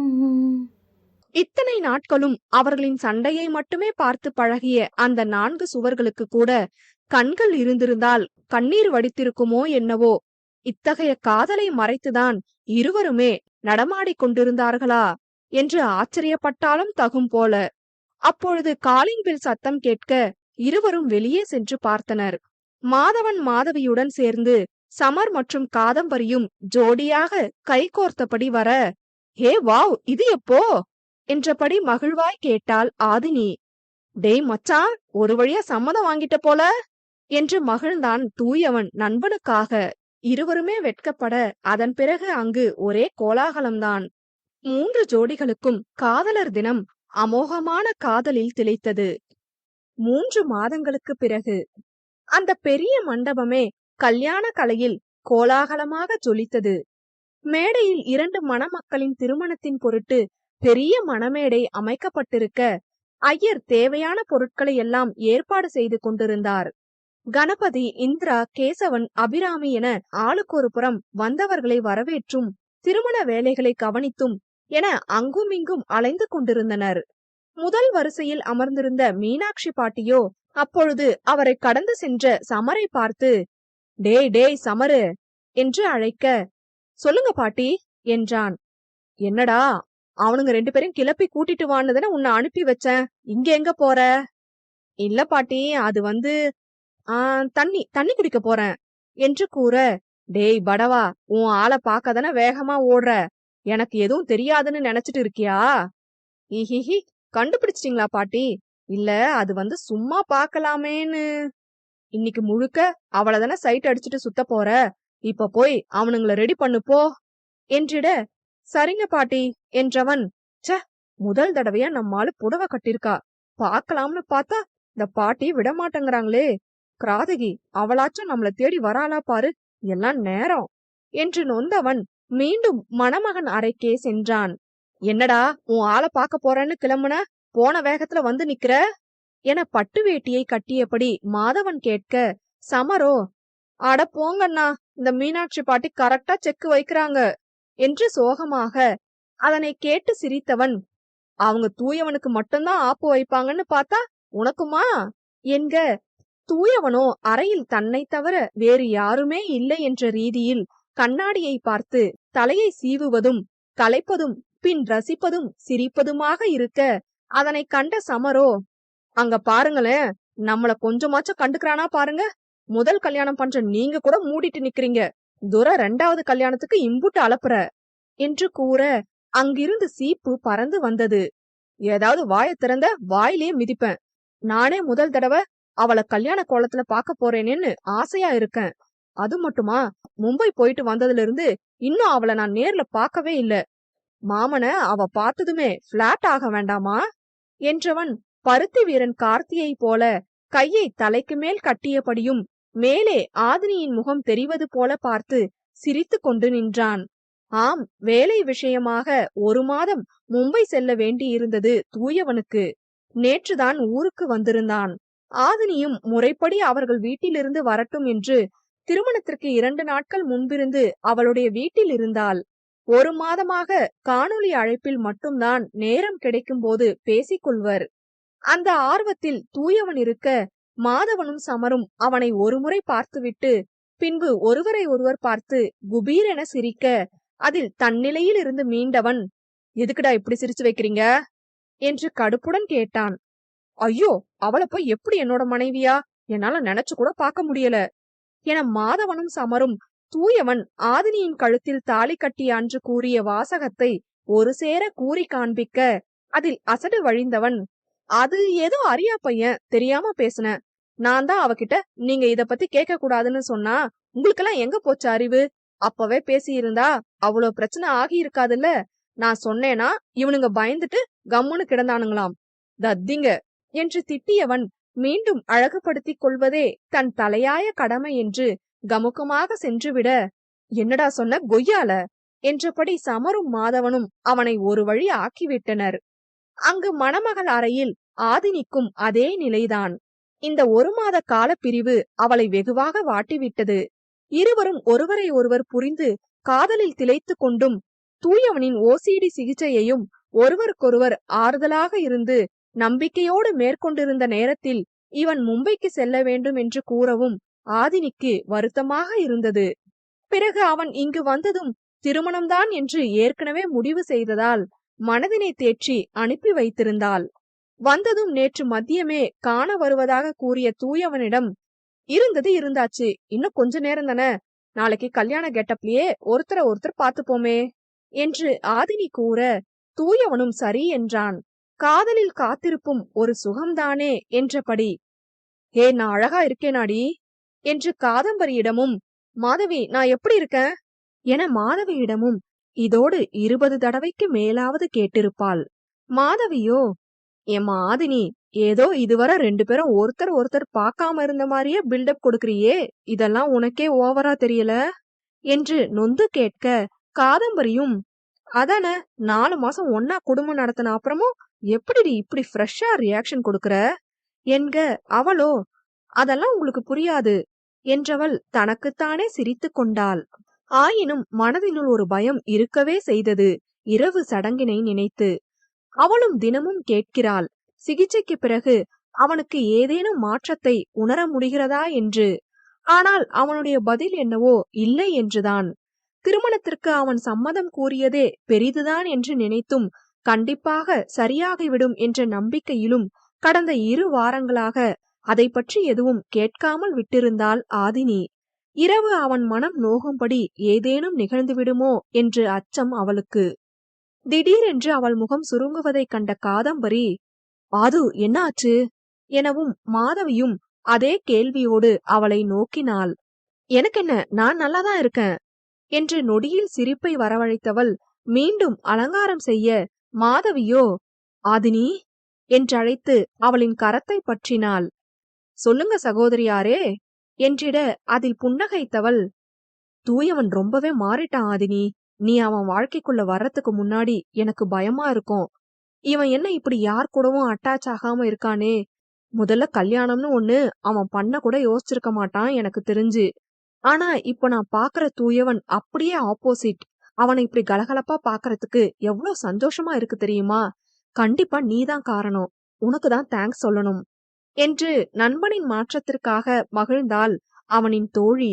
காதம்பரியோ, பின்ன மேடம் தூயவன் அண்ணாவை பார்த்த முதல் நாள்ல இருந்தே பிளாட் ஆயிட்டாங்களே, அதான் அண்ணன் மேல அம்புட்டு லவ்ஸு என்று எடுத்து கொடுக்க, மாதவியோ, அடிப்பாவி, சொல்லவே இல்லை எங்க கிட்ட, மோதல்ல ஆரம்பிச்ச காதல் போலன்னு நாங்க நினைச்சா இது காதல் டு மோதல் போய் திரும்ப காதலுக்கு யூட்டன் அடிச்ச கதையா இருக்கே என்று சிரிக்க, ஆதினியோ அசடு வழிந்தாள். அதற்குள் ஏற்கனவே தூயவனும் மாதவனும் மணமேடைக்கு சென்றிருக்க, மீனாட்சி பாட்டியோ, ஏண்டிமா அங்க உங்க புருஷங்க நீங்க எப்படா வருவீங்கன்னு இந்த ரூம் வாசலையே பாத்துட்டு மந்திரத்தை சரியா சொல்லாம ஐயர்கிட்ட திட்டு வாங்கிட்டு இருக்கானுங்க. நீங்க இங்க என்ன நின்னு கதை பேசிட்டு இருக்கீங்க, மாலைய மாட்டிட்டு வாங்க என்று அழைக்க, இதோ வந்துட்டோம் பாட்டி என்றபடி மாலையை மாட்டியபடி காதம்பரி அழைத்து வர இருவரும் நடந்து வந்தனர். மணமகன்கள் இருவரும் அவரவர் ஜோடிகளை கல்யாண கோலத்தில் கண்டு வாயை பிளந்திருக்க, சமரோ அவர்களை காட்டிலும் பிரமித்து போய் பார்த்தான் காதம்பரியை. சுடிதாரிலும் மாடன் உடையிலும் மட்டும் பார்த்தவனுக்கு புடவை கட்டிய இந்த காதம்பரி மிகவும் அழகாக தெரிந்தாள். தன் அருகில் வந்து அமர்ந்ததும் மாதவியின் கண்கள் வேறு யாரையோ தேட, அப்பொழுதுதான் மாதவனுக்கு கீழே முதல் வரிசையில் ஓரமாக அமர்ந்திருக்கும் மீனாட்சி பாட்டியும் மாதவியின் தாய் சங்கரியும் தெரிய, தன் அன்னைக்கு கண்களை காட்ட, அவரோ, நானும் எவ்வளவோ கூப்பிட்டு பாத்துட்டேன்டா, மணமேடைக்கு வரமாட்டேன்னு சொல்லிட்டாங்க 2 பேரும் என்று மெதுவாக கூறவும், மணமேடையில் இருந்து எழுந்தவன் நேராக அவர்களிடம்தான் சென்றான். 2 பேரும் எந்திரிச்சு மேல வாங்க என்று கூற, மீனாட்சி பாட்டியோ, உன்னை யாரு மணமேடையிலிருந்து எந்திரிக்க சொன்னா, போ மாதவா, முகூர்த்த நேரம் நெருங்கிக்கிட்டே இருக்கு என்று கண்டிப்புடன் கூற, சங்கரியும், ஆமா மாப்பிள, நாங்க இங்கிருந்து பாத்துக்கிறோம், நான் அங்க வர்றது சரியா இருக்காது என்றார் சங்கடமாக. பாட்டி, அத்தை 2 பேரும் கேட்டுக்கோங்க, எங்களை ஆசீர்வாதம் பண்றதுக்கு அன்பும் அக்கறையும் நல்ல மனசும் இருந்தா போதும். நீங்க சுமங்கலியா இருந்து ஆசீர்வாதம் பண்ணுனாதான் நாங்க நல்லா இருப்போமா. உங்க 2 பேரை விட இங்க கீழே இருக்கிறதுல வேற யாரு எங்க அக்கறைய பத்தி கவலைப்பட போறாங்க. உங்க ஆசீர்வாதம் தான் எங்களுக்கு முதல்ல வேணும், அப்புறம்தான் மத்தவங்க. யார் வந்து என்ன கேட்பாங்கன்னு நானும் பாக்கறேன், முதல்ல மேல வாங்க என்றவன் இருவரின் கையை பற்றி அழைத்து கொண்டு மேடையின் அருகில் நிற்க வைத்தான். அவனின் செயலில் கணபதி, இந்திரா, கேசவன், அபிராமி, சமர், காதம்பரி, தூயவன், ஆதினி என அனைவரும் பெருமையாக நினைத்து கொண்டனர். மாதவிக்கோ சொல்லவா வேண்டும், தன் தாய் தன் அருகில் நிற்க வேண்டும் என்ற ஆசை மாதவிக்கும் இருந்தது. இருந்தும் இந்திராவோ மீனாட்சி பாட்டியோ ஏதேனும் கூறி சங்கடமாகி விடக்கூடாதே என்றுதான் அமைதியாக இருந்தாள். தன் கண்களில் இருந்த ஏக்கத்தை பார்த்தே தன்னவன் புரிந்து செயல்பட்டதில் மாதவிக்கோ சொல்லொன்னா மகிழ்ச்சி. கண்கள் கலங்க தன்னவனை ஏறிட்டாள். தேங்க்ஸ் மாதவ் என்றிட, அவனோ அவளது கண்ணீரை துடைத்துவிட்டு, என்ன மாது நீ, உன்னை பத்தி எனக்கு தெரியாதா என்றவன் சிரித்தான். இவர்களை பார்த்து மகிழ்ந்த தூயவனும் ஆதினியும் ஒருவரை ஒருவர் பார்க்க, தூயவனோ, என்னடி 1 மாசத்துல இவ்ளோ அழகாயிட்ட என்று ரசனையோடு அவளுக்கு மட்டும் கேட்கும் குரலில் கூற, ஆதினியோ, ஓஹோ, அப்ப இதுக்கு முன்னாடி எல்லாம் சாருக்கு நான் அழகா தெரியலையோ என்று எதிர்கேள்வி கேட்டாள். அதுவா, அது ஏதோ கொஞ்சம் மொக்க ஃபிகரா இருந்த, இப்ப கலக்கல் ஃபிகர் ஆயிட்டியே என்றவன் கண்ணடிக்க, அவன் செயலில் கண்ணம் சிவந்தவள், அடப்பாவி, பொண்டாட்டியவே ஃபிகர்னு சொல்ற முதல் ஆளு நீயாதாண்டா இருப்ப என்க. அவள் கூற்றில் சிரித்தவன் அவள் கண்களை ஆழமாக நோக்கி, லவ் யூ டி கண்ணழகி என்றான் முதல் முறையாக. அதனை கேட்டவளுக்கு விழிகள் தன்னால் விரிந்தன. அவன் லவ் யூ சொன்னது ஒரு ஆச்சரியம் என்றால், கண்ணழகி என்று விழித்தது பெரும் ஆச்சரியம். தோ கோலிகா சைஸ்ல இருக்க இந்த கண்ல தாண்டி முதல்ல விழுந்தேன். யாரையும் ஏறெடுத்து கூட பார்க்காத என்னோட கண்ண முதல் தடவையா நிமிஷத்துக்கு அதிகமா பார்க்க வச்சது இந்த கண்ணுதான். அதுவும் எப்போ, பஸ் மீட் அப்பவே. நீ என்ன பாக்குறதுக்கு முன்னாடியே நான் உன்னை பாத்துட்டேன். உன்னை எனக்கு பிடிக்காம இருந்தப்போவும் ஒவ்வொரு தடவையும் இந்த கண்ணு பார்த்து தடுமாறி மறுபடியும் மீண்டு வரத்துக்குள்ள நான் பட்ட பாடு எனக்கு தானே தெரியும் என்று அவன் கூற கூற மேலும் மேலும் ஆச்சரியத்தில் விரிந்தது. அதற்குள் ஐயர் கெட்டிமேளம் கெட்டிமேளம் என்றிட, அனைவரின் ஆசையோடும் முதலில் மாதவன் மாதவியின் கழுத்தில் மாங்கல்யத்தை கட்ட, பின் மீண்டும் ஐயர் கூறிய கெட்டிமேளத்தில் தூயவன் 2ஆம் முறையாக மாங்கல்யத்தை அணிவித்தான் ஆதினிக்கு.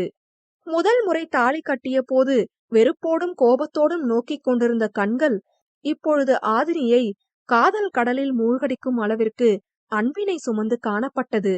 அப்பொழுது சங்கடத்தில் தவித்த ஆதினியின் மனமோ இப்பொழுது தன்னவனின் அன்பில் நெகிழ்ந்த சந்தோஷத்தில் குதித்தது. இக்கட்டில் நடந்த திருமணம் என்ற வருத்தம் கேசவன் மற்றும் அபிராமி இருவரின் மனதிலும் இவ்வளவு நாள் மனதின் ஓரமாக இருந்திருக்க, இப்பொழுது அதெல்லாம் காற்றில் பறந்தது. தன் மகளுக்கு நல்ல எதிர்காலம் அமைந்த ஆனந்தத்தில் சங்கரியும் கண்கள் கலங்கி நெகிழ்ந்து காணப்பட்டார். இரு பேரன்களின் திருமணத்தை கண்குளிர கண்ட மீனாட்சி அம்மாளுக்கு தன் கணவனும் தன்னுடன் நின்று பேரன்களை ஆசிர்வதிப்பது போன்ற பிரம்மை. கணபதி மற்றும் இந்திரா இருவரும் இரு மகன்களுக்கும் தாங்கள் செய்ய வேண்டிய கடமை திருப்தியாக நிறைவேற்றியதில் மனம் நிறைந்த மகிழ்ச்சி. சமர் மற்றும் காதம்பரியோ தங்கள் நண்பர்களின் வாழ்வு மகிழ்ச்சியாக அமைந்தது போல தங்களின் காதலையும் சமர் வீட்டில் தெரிவித்து எந்தவித மனக்கசப்பும் இன்றி சந்தோஷமாக திருமணம் செய்ய வேண்டும் என்ற எண்ணம் தோன்ற ஒருவரை ஒருவர் பார்த்து புன்னகைத்து கொண்டனர். மணமக்கள் நால்வரும் பெரியவர்களிடம் ஆசீர்வாதம் வாங்கிட, பின் வந்தவர்கள் அனைவரும் ஒவ்வொருவராய் புகைப்படம் எடுக்க என நேரம் கடந்து மத்தியமானது. உறவினர்கள் அனைவரும் கிளம்பிவிட சமரின் பெற்றோருடன் சேர்ந்து வீட்டினர் அனைவரும் தூயவன் வீட்டிற்கு வந்தனர். ஆரத்தி எடுத்த பின் மணமக்கள் வீட்டினுள் நுழைய, பிறகு விளக்கு ஏற்றுவது, பால் பழம் சாப்பிடுவது போன்ற சடங்குகளை முடித்து ஹாலில் அனைவரும் அமர்ந்திருந்தனர். காதம்பரியின் அன்பான பேச்சும் அக்கறையான உபசரிப்பும் சமரின் பெற்றவர்களுக்கு அவளின் மேல் நல்ல எண்ணத்தை உருவாக்கியது. சமரும் இன்னும் 2-3 நாட்களில் வீட்டில் பேசி சம்மதம் வாங்கி விடுவதாக கூறியிருக்க, அதற்குள் மீனாட்சி பாட்டியோ அவனுக்கு வேலை வைக்காமல், எப்பா முருகா, இந்த சமர் பையனுக்கு வரன் பாக்குறீங்களா இல்லையா என்று கேட்க, அவரோ, எங்கம்மா வர எல்லா வரணும் ஏதாச்சும் ஒரு காரணம் சொல்லி தட்டி கழிச்சுட்டே இருக்கு என்று வருத்தப்பட, அவனின் தாயும், ஆமா மீனாட்சிமா, ஒண்ணு இந்த பையன் வேணாம்னு சொல்லிடுறான், இல்ல அவங்க சைடுல வேணாம்னு சொல்லிடுறாங்க என்று அவர் பங்கிற்கு வருத்தப்பட, சமருக்கும் காதம்பரிக்கும் பயத்தில் வியர்த்தது. தூயவனோ, டேய் சமர், பாட்டி உனக்கு ஏதோ ஆப்பு வைக்க போறாங்க போல என்றிட, ஆதினியோ, அதெல்லாம் இல்ல, பாட்டி என்ன செஞ்சாலும் கண்டிப்பா அதுல ஒரு காரணம் இருக்கும், பாருங்க வேலைய சிம்பிளா முடிக்க போறாங்க என்று நம்பிக்கையாக கூறினாள்.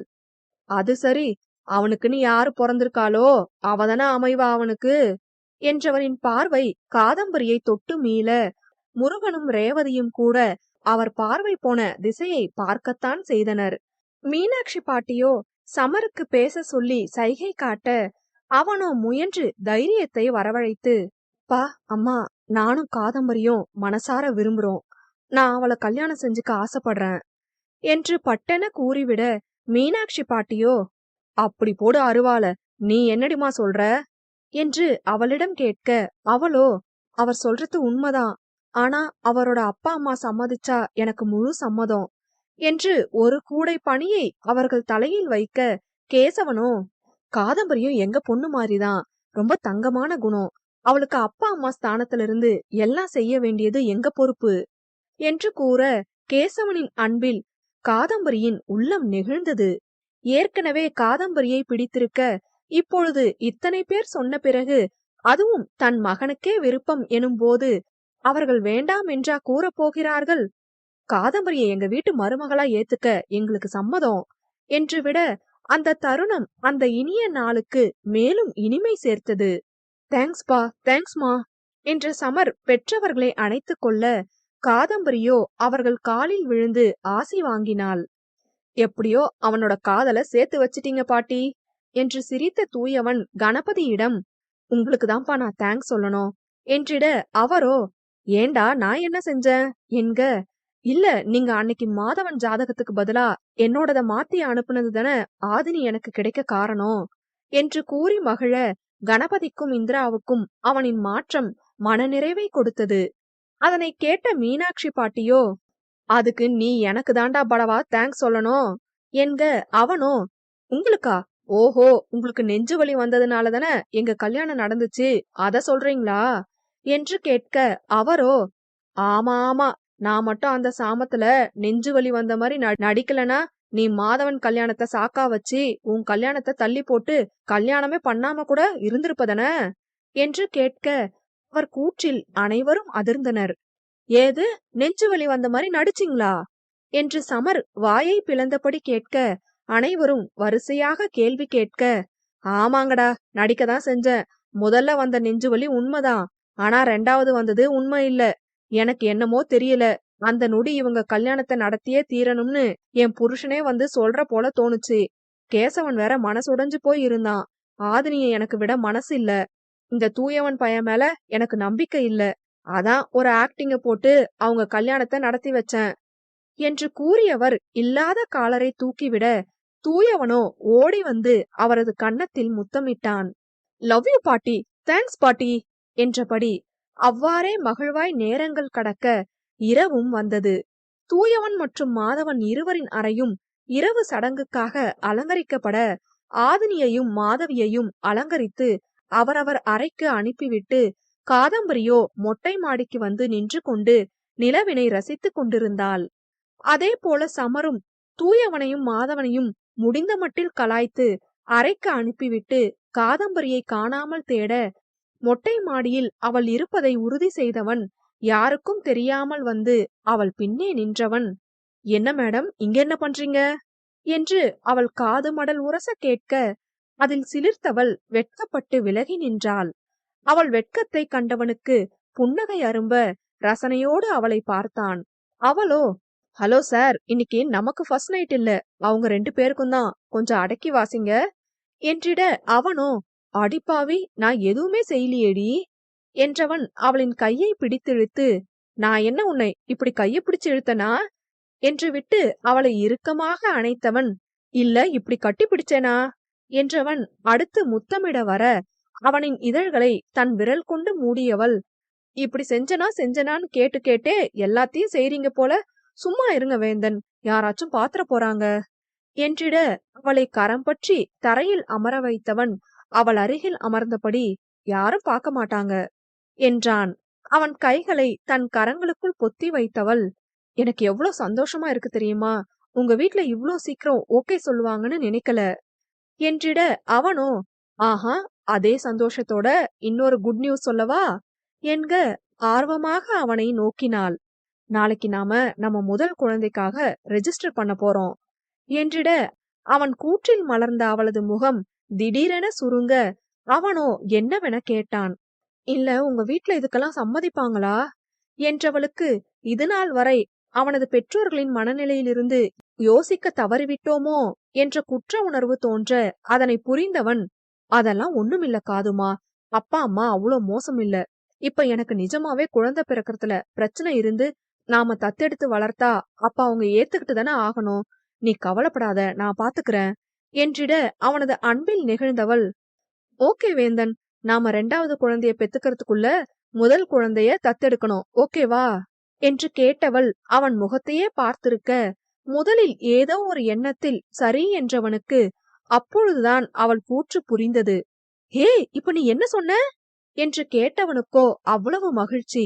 அவளோ ஆமாம் என தலையசைத்தபடி சிரிக்க, பிறகு யோசித்தவன், இங்க பாரு காதுமா, நீ எனக்காக எதுவும் யோசிச்சு உன் முடிவுல இருந்து மாற வேணாம். உனக்கே நிஜமா தோன்றது வேற, எனக்காக ஓகே சொல்றது வேற என்று கூற, அவளோ, கொஞ்ச நேரம் முன்னாடி குழந்தை பெத்துக்கலாம்னு சொன்னதும் உங்க முகத்துல வந்த சந்தோஷத்தை நான் பார்த்தேனே, உங்களுக்கு ஆசை இருக்குதானே, இவ்வளவு ஆசைய மனசுல வச்சுக்கிட்டு எனக்காக தத்தெடுக்க இவ்வளவு ஏற்பாடு பண்ணின உங்களுக்காக நான் ஏன் பெத்துக்க நினைக்க கூடாது, நான் மனசாரதான் சொல்றேன் என்றவள் அவனின் தோள் சாய, அவள் தலைமேல் தன் தலையை சாய்த்தவன், சரி, அது நடக்கும்போது பாத்துக்கலாம் என்றான். இவர்களின் இந்த புரிதல் அவர்களுடைய இனிமையான எதிர்காலத்தை உருவாக்குவதற்கு வித்திட்டது போலும். அறைக்குள் வந்த மாதவி நாணத்தோடு அவன் அருகில் அமர, மாதவனோ, ஏன் மாது, உனக்கு வெட்கமெல்லாம் கூட பட தெரியுமா? 5 வருஷத்துல ஒரு தடவை கூட நான் பார்த்ததே இல்லையே என்று அவளின் நாடியில் கை வைத்து முகத்தை நிமிர்த்த, அவள் கண்களோ கலங்கி இருந்தது. அதில் பதறியவன், மாது, என்னடி ஆச்சு, எதுக்கு அழுகுற எனவும், சாரி மாதவ், எனக்கு உங்களை ரொம்ப பிடிக்கும் தான், ஆனாலும் உங்க குடும்பம்னு வரும்போது நீங்க பயந்து எதுவுமே கேட்காம இருந்துருவீங்கன்னு எனக்குள்ள ஒரு வருத்தம் இருந்தது நம்ம காதல் விஷயத்த நீங்க உங்க வீட்ல சொன்னது கூட சொன்னாதான் நான் கிடைப்பேங்கிறதுனாலதான் சொல்ல தைரியம் வந்துச்சுன்னு நினைச்சேன். ஆனா இன்னைக்கு அம்மாவை நான் சொல்லாமையே மேடைக்கு கூட்டிட்டு வந்தப்போ எனக்கு எவ்வளவு சந்தோஷம் தெரியுமா? இனிமே எனக்கு எந்த வருத்தமும் இல்ல என்றிட அவளின் கண்ணீரை துடைத்து விட்டவன், உன் கண்ல இருந்து இனி கண்ணீர் வராம பாத்துக்க வேண்டியது ஏன் பொறுப்பு. அப்படியே வந்தாலும் ஒண்ணு சந்தோஷத்தால வர கண்ணீரா இருக்கணும், இல்லனா என்று இழுத்தவனின் எண்ணம் புரிந்தவள் அவனை பேச விடாமல் தடுக்க, அவள் தடுப்பதை இவன் தடுக்க என அவர்களின் இல்லறம் அங்கே மெதுமெதுவாக அரங்கேறத் தொடங்கியது. அங்கு தூயவன் அறைக்குள் ஆதினி நுழைய அவனோ சாவகாசமாக அமர்ந்து அலைபேசியை நோண்டிக் கொண்டிருந்தான். ஆதினியோ, அப்பாடா, ஒரு வழியா கல்யாணம் முடிஞ்சதுடா சாமி என்றபடி ஆசுவாசமாக அமர, தூயவனோ, ஏண்டி எத்தனை தடவை சொல்றது உன் திங்ஸ நீட்டா அடுக்கி வைன்னு, சொன்னா கேட்க மாட்டியா என்று கடிந்து கொள்ள, அவளோ, ஐயோ வந்ததும் ஆரம்பிக்காதடா, எனக்கு ரொம்ப டயர்டா இருக்கு, நீயே செஞ்சிடு என்றிட அவனோ, அதெல்லாம் முடியாது, நீயே செய், எனக்கு அதை விட முக்கியமான வேலை இருக்கு என்றபடி அமர்ந்திருக்க வேறு வழியின்றி எழுந்தவள், சரியான இம்ச என்று புலம்பியபடி அதனை செய்ய போக, சென்று கொண்டிருந்தவளின் கால்கள் தன்னாலே நடையை நிறுத்தியது. இந்நேரம் அவன் இத பார்த்ததும் நீட்டா அரேஞ்ச் பண்ணிருப்பானே, இன்னும் எப்படி பண்ணாம இருந்தா என்ற கேள்வி மனதில் எழ, அப்போ அப்போ அவனுக்கு நிஜமாவே கியூர் ஆயிடுச்சா என்று புரிந்தவள் அவனை பட்டென திரும்பி பார்க்க, அவனோ கைகளை கட்டிக்கொண்டு சிரித்தபடி அவளைதான் பார்த்து கொண்டிருந்தான். புகழ் என்று விழித்தவளின் கண்களில் விழிநீர் திரையிட, நிஜமாவா என்ற கேள்வியை தேக்கியபடி அவனை பார்த்து தலையை அசைக்க, அவனோ ஆம் என்று தன் கண்களை மூடி திறந்தான். சந்தோஷம் தாங்காமல் ஓடி சென்றவள் அவன் முகம் முழுவதும் முத்தமிட்டாள். ஐ காண்ட் பிலீவ் திஸ் புகழ் என்றவள் அவனின் நெற்றியோடு நெற்றி முட்டியபடி கேவினாள். எனக்கு 15 நாளைக்கு முன்னாடியே சேஞ்சஸ் தெரிஞ்சதுடி, நான் தான் சர்ப்ரைஸா இருக்கட்டுமேனு நேர்ல வந்து சொல்லிக்கலாம்னு விட்டேன்.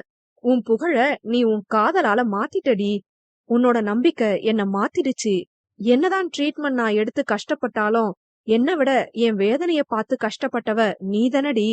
லவ் யூ சோ மச் டி கண்ணழகி என்றவன் முதலில் அவள் விழிகளில் முத்தமிட, அது அவளை சிலிர்க்க செய்ய, அது அவனை மேலும் நெருங்க சொல்ல, அவனே இம்முறை அவளின் இதழ்களை சிறை செய்திருந்தான். நெடுநேரம் நீண்ட அவர்களின் முத்த போரினை பெண் அவள் நிறைவு செய்ய முயல, அவளின் முயற்சி அறிந்தவன் அவளை விடுவித்தான். சாருக்கு இதுதான் அந்த முக்கியமான வேலையா என்றவள் நாணத்தோடு சேர்ந்து கேட்க, அவனோ, ஆமா பின்ன இதுதானே ரொம்ப முக்கியம். அது சரி, எனக்கு ஒரு சந்தேகம் என்றிட அவனை கேள்வியாக பார்த்தாள் ஆதினி. தன் செயலில் சிவந்திருந்த அவளின் கன்னத்தை மிருதுவாக பற்றியவன், இல்ல ஃபர்ஸ்ட் 3 months நான் கிஸ் பண்ணணும்னு ஆசைப்பட்டு கேட்டப்போ எல்லாம் நீயே நான் எதிர்பார்க்காத நேரத்துல அடிக்கடி கொடுத்து அதை நிறைவேத்தின. அப்ப எல்லாம் நான் பார்க்காத வெக்கம் இப்ப மட்டும் எப்படி என்று கேட்க, அவளோ, அதெல்லாம் உனக்கு புரியாது. நாம கொடுக்கறத விட நம்ம பார்ட்னர் கிட்ட இருந்து நமக்கு கிடைக்கிறது எப்பவுமே ஸ்பெஷல் தான் என்றிட அவனோ, அப்படிங்களா மேடம், ஆமா எனக்கு புரியலதான், ஆனா நீ புரிய வைக்கலாமே என்றபடி ஒவ்வொரு எட்டாக அவளை நோக்கி வைக்க, அவளோ, அதெல்லாம் புரிய வைக்க முடியாது, போடா என்று விலக போனவளை அவன் விட்டால்தானே. ஏற்கனவே கல்யாணம் பண்ணியும் 4 மாசமா வெயிட் பண்ணிட்டேன், இனிமே ஒரு நிமிஷம் கூட முடியாது என்றவன் அவளை தூக்கி மஞ்சத்தில் கிடத்த, தன்னவனின் இந்த புது அவதாரத்தில் தன் மனதை தொலைத்தவள் தன் அனைத்தையும் அவனிடத்தில் தொலைக்க தயாரானாள். அந்த இரவில் மட்டுமல்லாமல் இனி வாழ்க்கை முழுதும் இருவரின் இதயங்களும் காதலினால் இன்பமாய் அதிர்ந்து கொண்டுதான் இருக்கப் போகிறது. 3 ஜோடிகளும் இன்று போல் என்றும் அவர்கள் வாழ்வில் சந்தோஷமாக வாழ்வார்களாக.